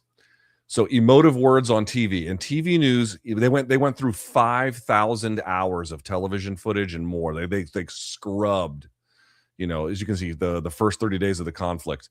So when they use the word massacre, slaughter, savage, barbaric on CNN or MSNBC, when it applied to what was happening to Israelis versus Palestinians, and then not at all versus Palestinians for savage, not at all for barbaric, nothing on either of those. And then again, what happened to Palestinians, nothing is that. This is the first 30 days. Now here's the next one, right? How about this? Print media using emotive words strictly to describe Israeli victims. Look at this. Look at this. New York Times, massacre, slaughter. Washington Post, AP, CNN, Politico, and USA Today. No mentions for Palestinians within 100 days of the first conflict. So now we're deep into the territory of them being slaughtered, and there's nothing. The point is of all of this, and it was the point of this book as well by Edward Said covering Islam, is that you can literally at this point, you can measure the degree to which we favor as a media class Israeli life, Israeli interest, Israeli humanity, and how we completely don't recognize Muslim life, Palestinian life, because Palestinians can be Christian too, but certainly Muslim life as well. We just dehumanize it completely. And look at what happens, guys, when you dehumanize people. This is what I mean about what language and what community you wish to foster in the world. You can have a violent world of dehumanization, or you can have a peaceful one of humanity, but you cannot have both. And that's the reality.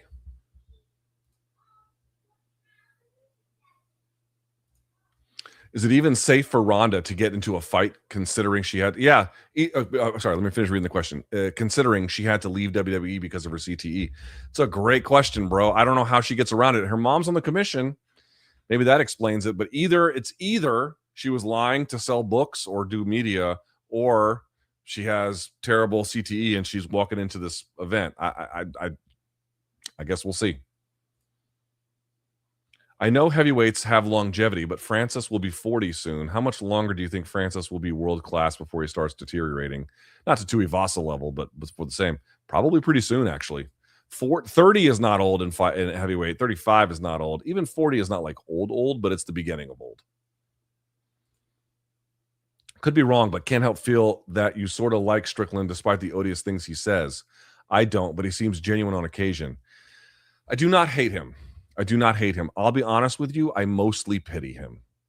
Now, I don't pity him in the sense that like he's turning his life around and he's got a lot of money. He's probably got more money than me, and he's certainly got more fans and all that kind of stuff. Like in that sense, he doesn't need my pity. But in terms of what had happened to him in his life, I do pity him, because you don't say the things he said and you don't traffic in those ideas, dude, unless the world fucked you up.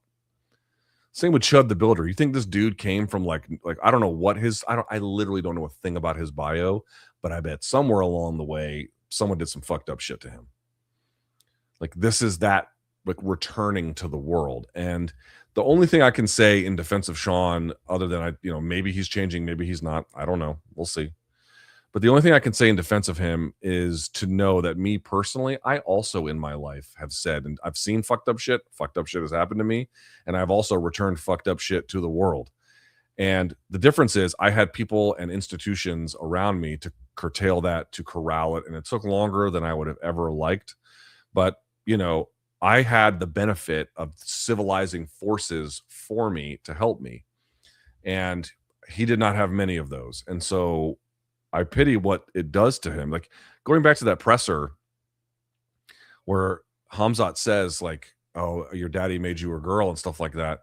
And you could tell it had a visible change in him. Like, dude, he saw fucked up. I don't know what it was, but he saw fucked up shit. I pity that. But,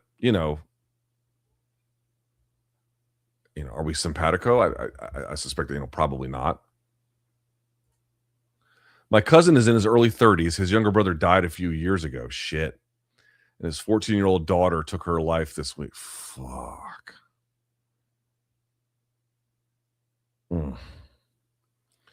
I can't authentically say there's better days or something worth living for. Let me read this one more time. My cousin is in his early 30s. Okay. Younger brother died a few years ago. And his 14-year-old daughter. Dude.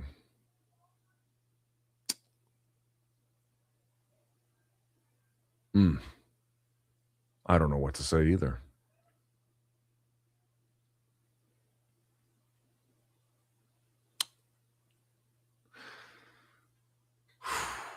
Man.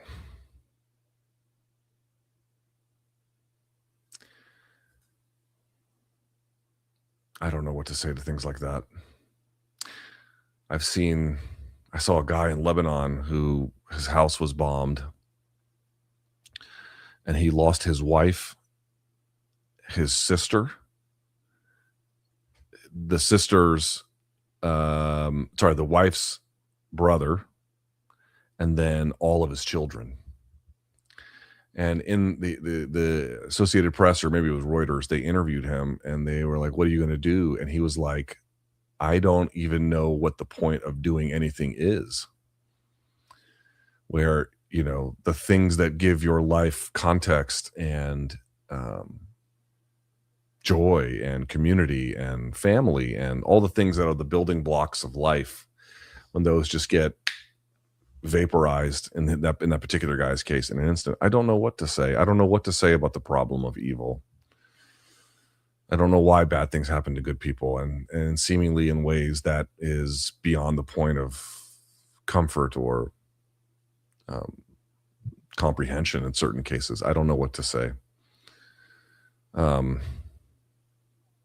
mean, obviously, I'm so terribly sorry to hear about a situation like this.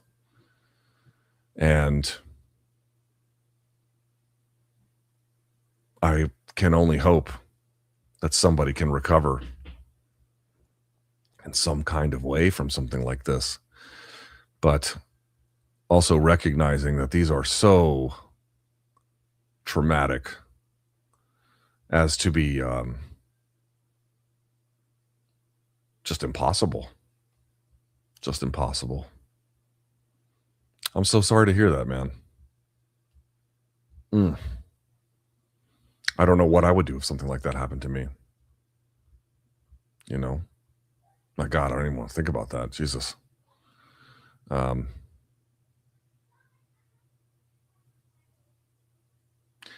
only thing I can say, you know, I'm not religious. It's not for me. The Abrahamic religions are not for me. But I have seen that I'll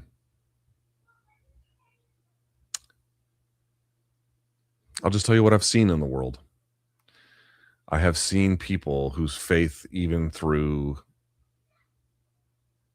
in crazy, difficult, impossibly evil and in difficult circumstances, I have seen people's faith carry them. I don't know if that's an availability to you. I don't know if it's anything you even want. But I have seen that in times like these. But dude, sometimes you just encounter difficulty in the world that is so overwhelming as to defy comprehension. And I'm sorry that that kind of difficulty has befallen you and your family. Your opinion on One's Inner Circle subscription, $9.99 a month for the fights people want to see. How desperate are they for money? Desperate. Dude, One has 2 events. It's hard to make this transition, but One has 2 events tomorrow, one in the morning and one in the afternoon. And so, like, I think the Ruotolos are on that. I think, like, Rug is on that, or I'm not sure how they're it's so fucking weird how they're breaking it up. But yeah, dude, they're in deep shit. They're in deep shit. They've lost, and I hate it, dude, because if you watch their product, it's so fun. So fun. But the MMA boom is slowly kind of contracting, and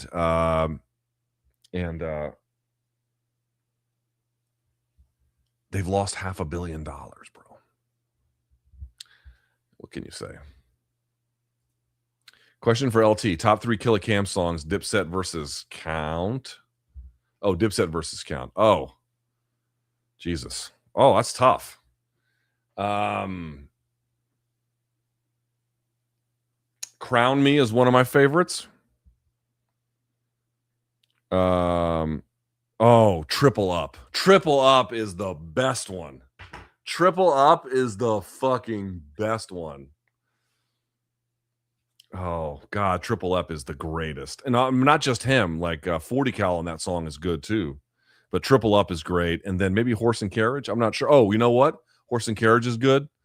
His thing on DJ Clue's Fantastic Four is also pretty good. Yeah, I'm going to go something like that. After the JDM fight, I rank Praches, Silva, Bajalio, Houfi in terms of pound-for-pound ranking. Either way, amazing rebound after the end of last year. What does it say about them as a team? That they're fucking great. They're not perfect. They've got limits, but their dynamic is fun. It's interesting. It's not all put together, but they have upstart youthful energy for the most part. And, they clearly have an eye for detail in the fight game. Has Stephen Miller's influence finally waned? Yes, some degree anyway. Did you see the political piece stating that Trump has finally soured on him? Yes, I did. God can only hope. But I mean, that still doesn't mean that, like, I don't, that all that means is that there might not be as much malevolence within the administration, which is not something small, but there is still plenty of it. And then all the same incompetence. That's the Trump magic. It's malevolence plus incompetence. What's worse, TKO takeover or Paramount takeover?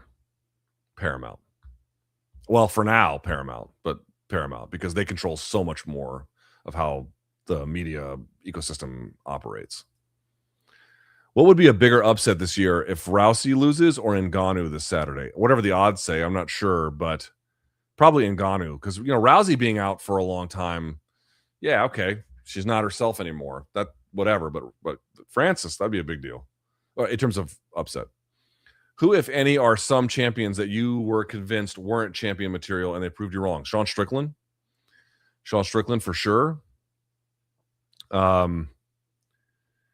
Most people who get it is not necessarily all that surprising. Carla Esparza. Let me think back. Dan Henderson not getting a UFC title was surprising. That's not your question, but because he came out of Pride with both belts simultaneously and then couldn't get one in UFC, that was surprising. Let's see, who else? Matt Lindland never getting one, but that's a little less surprising. Let's see. Kind of maybe to an extent, Chad Mendes. I mean, he grew up in the era of Jose Aldo, but like when he was coming up, I was like, oh man, this guy's got a money. Chad Mendes. I was like, he's gonna roll through people, and it just didn't happen that way. Faber not getting one was kind of interesting, but again, running into the Jose Aldo problem. But yeah, like that. But honestly, like, dude, I would have never thought Strickland would have been a two-time champ, but he did. What do you think about these data centers taking over in, I don't know how to pronounce it, Saline, Michigan? They voted no and got sued by Oracle and forced it into it anyway. Farmtown. I'm not familiar with the one that you're describing, but it's a big deal here. And dude, this is data centers is like the next big thing in politics. It's already a big thing here in DC, well, Northern Virginia, because they're trying to put in data centers everywhere. And then the people there are like, fuck no, don't do that. A bunch of projects have stalled or got canceled as a consequence. So it's a big fucking deal, dude. It's a huge deal. There's the environmental deal. There's the noise pollution deal. There's the resource generation deal, or I should resource, usurpation deal.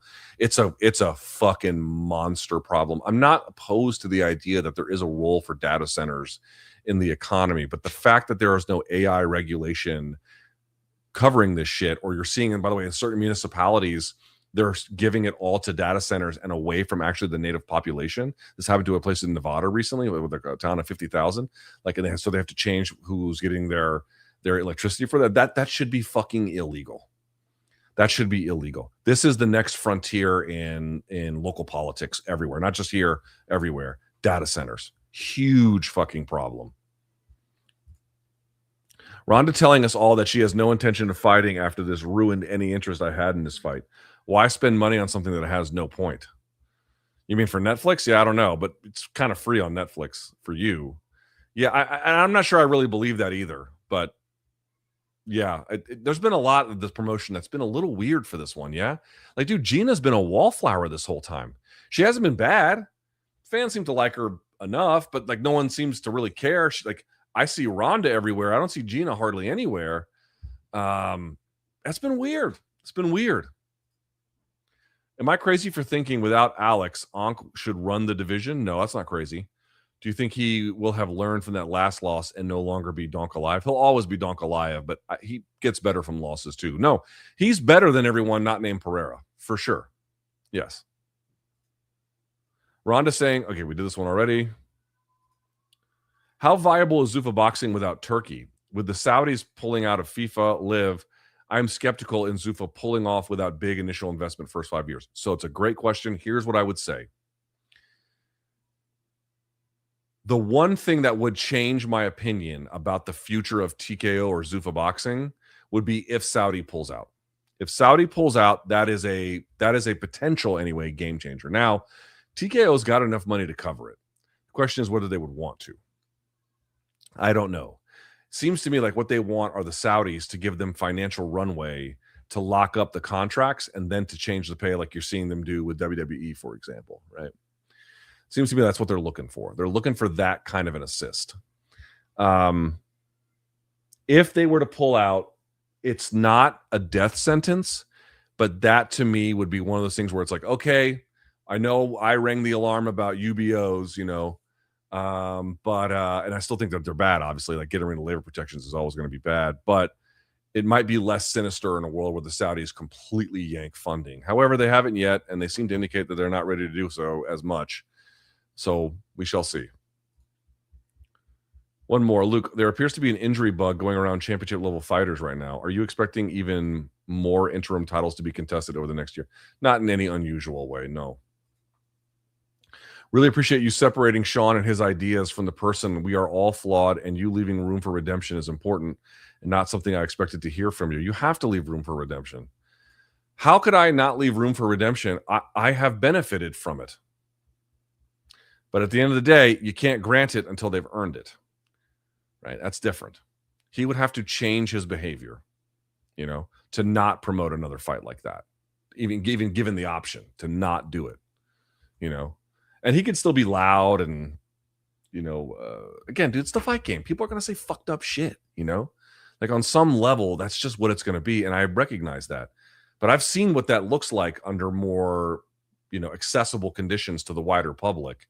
And then we have what this shit is. And I just think there's a lot of fight fans who are like, yeah, man, I like it when people talk like that. I don't give a fuck. It doesn't affect me, blah, blah, blah. That shit's hard. That shit's tough. And you have no idea who you're repelling with that kind of an attitude. That attitude, not like person to person, but like that attitude writ large, what it does for MMA's viability. You don't know what you're doing. You're telling a bunch of people who are normal to go fuck themselves, and they don't want to do that.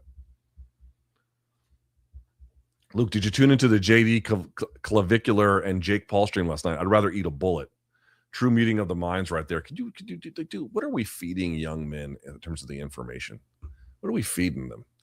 We're feeding them self-mutilators, craven politicians just the most craven dipshit. Guys changed his name in his story a million times, like the most fucked up. And then Jake fucking Paul. Like, oh my God, dude, young men are in so much trouble. Did you ever see Wardley versus Dubois? Yes, we talked about it on MK. And if so, is it one of the most brutal fights ever? At heavyweight, yes. Would you come to Britain for a fight? It'd be a dream. We do them big over here. Yes, I would love to. We talked about it on MK. We had a whole thing on MK about it, but thank you for the donation. I appreciate it. Luke, did you see/hear that Terminator 2 is coming back to theaters? Bitch, I got tickets. How excited are you for the upcoming Marvel movies? Spider-Man Brand New Day, moderately. Avengers Doomsday, mostly. Also, we'll be watching The Punisher One Last Kill. I don't have time to watch a TV show. I don't have time to watch a TV show. Wow, there's like 12 of these and each one's an hour? Nah, I'm good. All right, considering Ariel Helwani is the host of MVP cards, including this weekend's fights, do you consider him to be an independent journalist as he claims? I've been asked this question a million times, and I'm going to give the same answer, which is as follows. So I think he's hosting The Desk, right? So when I worked at Showtime, I want to be clear, I loved Showtime. I loved it. I loved working there. I loved how they treated me. Oh my God, dude. If I could give all this politics shit up to go back to what I had at Showtime, I would. If someone came to me and was like, we'll give you exactly everything you had at Showtime at its peak, but you can never talk politics again. Deal. Fucking deal. But that's not the world we live in. But the point I wanted to make was I loved it. And I didn't know much about the boxing world. I mean, I knew some, I covered it, but it was still a lot of learning on the job. So I wasn't as wise to like what PBC's good things were, but also PBC's bad things were. And this is only my experience, okay? But people will make the argument that like, oh, they're changing their beliefs to accommodate the promoter. And maybe that's true. I don't know. But what I can say is this, and this is what was true for me. I'm not saying that Ariel doesn't believe the things that he says. I'm not saying that at all. In fact, he might believe every fucking single word of it. What I am saying, and this was true that I realized about myself later, which is that if you didn't have those views, you wouldn't be there. Now, I had those views about Showtime. I organically felt like, dude, they're doing great this, and this is awesome, and blah, blah, blah. And I didn't love covering the Paul and Mayweather fight, but it was frivolous, and we were frivolous, and MK was frivolous. So who cared in the end, right? It's kind of at least what I told myself. I told myself all of these things. But now looking back on it, and I can only speak for myself, I'm not the dean of journalism. I can only speak for myself. But for me, I don't think I could do what I want to do, which is have unfiltered commentary and then, work for a major promotion. So obviously I've done some commentary for XFC, but this is so, it's just regional MMA basically. Guys coming out are going to go to UFC, but you know what I'm saying? Like, it's so removed from this wider thing that we're talking about that I feel like there's less conflict. But if there ever came a conflict, they pay me good, but I'm not relying upon that job. I could quit it and I'd be just fine financially. So my answer is, I don't know what's in his heart. I know that in my life, I had jobs like this, and I think I couldn't do them again. But I also know that when I did them, I didn't feel like there was a conflict because I felt like, well, boxing's one thing and MMA is another. And again, this situation is a little different, obviously. But if you don't have those opinions, like, you can't get those jobs. You know what I mean? It's just not possible. They're not gonna do that. So at the end, it's for everyone else to decide. For me, I would not do that again. I would either quit one or the other,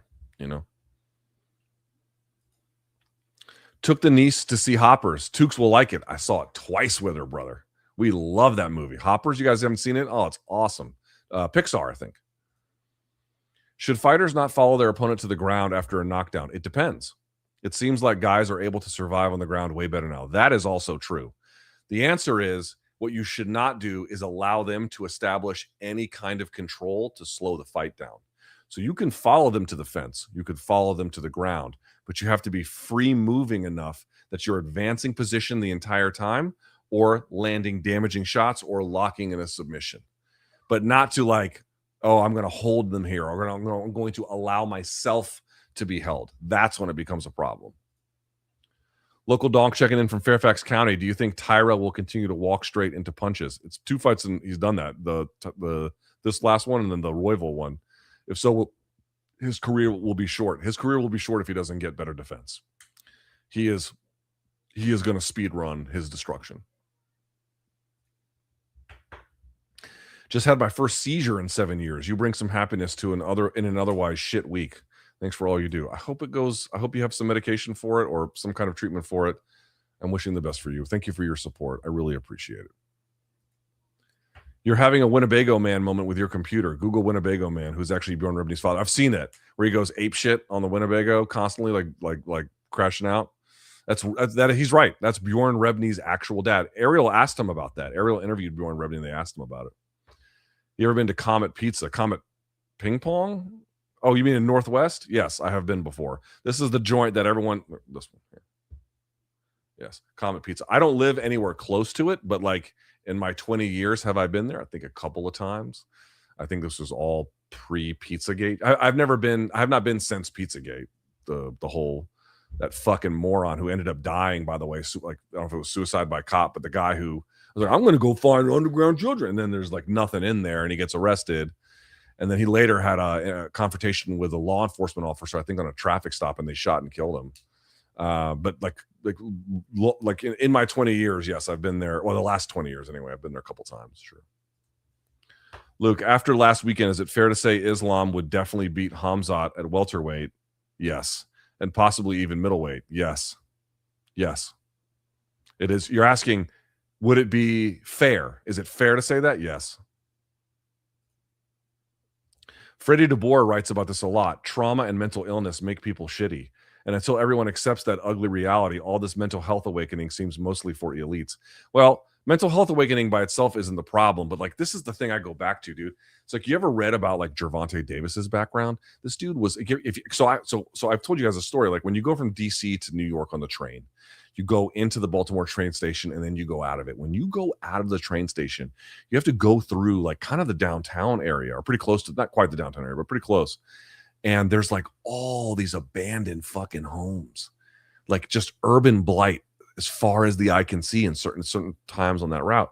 And like, dude, like you look up his life, you know, and he was abandoned in some of this shit. His mom was arrested for drugs, like on the streets, just who knows what he was around. And then he gets into boxing, and that's some kind of order and it's some kind of structure. But again, it's a boxing gym. It's not a therapy session. And then he gets better and better and he becomes an adult and he makes money. But like, I'm not saying the guy never had time to get better. What I'm saying is I know I got better, and I didn't have the same background, obviously, but to the extent I needed help, I had a background. I had the kinds of civilizing forces on me that I know this fucking guy didn't have. And so it's not to excuse, like, does he do bad things? The guy, like, Gervonta is a fuck up. He is a fuck up, right? There's no question about it. But the hard lesson that you have to, like, for me anyway, was like, okay, when was he, by the time he became a 21-year-old man, young man, but a 21-year-old man, where was that force that I had for him? It didn't exist. Even by 25, where was that? Okay, well, at that point, you're making money, and, you know, the TV executives are in your ear, and PBC executives are in your ear, and Floyd's in your ear. What, Floyd is some kind of great fucking influence? You see what I mean? Like, it's not like you can absolve them of the own responsibility of their adulthood. At the same time, you also cannot ignore the own privilege that I have enjoyed, and maybe many of you have enjoyed, by having parents who loved them, by having parents who gave them a place to sleep at night and a shower and 3 meals a day, and they weren't on drugs. You didn't have to see your parents go to jail. You weren't living on the streets. You know what I mean? Like, you know, you like the shit you had to watch, like, removed from all of that. Like, these things made you who you are. What if all that's taken away? Now what are you? Who am I? I shudder to think about that. Does Khamzat's precarious position with Kadyrov, i.e. his family being in a potential danger, give you any leeway on their relationship? Sure. It makes it hard to understand, but it also means you can't not count it. People want to be like, oh, it doesn't count. No, it counts. Might be very understandable why it counts, but it counts. Thought about having a convo with Felix Biederman? I had him on my radio show. He's part of the podcast Chapo Trap House. Yes, I know. The dirtbag left, right? He was also part of the popular MMA doc Fighting in the Age of Loneliness. He was in my studio at SiriusXM to talk about this documentary. How about that? What do you make of Paramount removing Strickland's APAC comment? He says outrageous things about other religions, but well, the Jew joke was too far, to be honest with you. But to your point, so was everything else, and that wasn't removed. I don't know. Did it get bleeped out live, or did it get bleeped out after the fact in terms of what they uploaded? I actually don't know the answer to that. That would somewhat change my answer. How would Sean Strickland fare in today's MMA? I remember him being a nonstop battery type when I first started watching the UFC. Greatest nickname in the world. The Japanese gave it to him, the Muscle Shark. He was a champion. He would be a top level lightweight, but not a champion. Yeah. Do you have a Mount Rushmore of UFC fighters? I don't. You know, obviously probably Jones is going to be on there, Silva, GSP, and I don't know. I mean, I don't know. Top four is hard. I like to eat in bed, but I don't eat food. Okay, well, that's gross. All right. Hey guys, thank you all so much for watching. Let me remind everyone, tomorrow, 2 p.m. East Coast time, we're going to watch Ronda's career together. Join me. It'll be a great deal of fun. Yeah. You can always email me, lukethomasnews@gmail.com. I responded to a bunch of people last week, and I know some of you are still waiting, but I got to you too. I got to like 30 or 40 people last week. So, because I was so behind. So I'm still working on that. If you haven't heard from me, I'm working on it. People are like, oh, you got time for a TV show? No, I do not. MK tomorrow, me and Jed will get you ready for all the fights, including UFC, including MVP, and everything else. Let's see if there's anything else that I may have missed. That's it. Okay. Thank you guys so much for watching. I really appreciate it. I'm out of here. I'll see y'all tomorrow. Oh, Saturday. We're going to do a watch along and a post-fight show for the Rousey card. So come right back here. We're going to have a great time. Love you. Thank you all so much for watching. I'll see you later. Peace.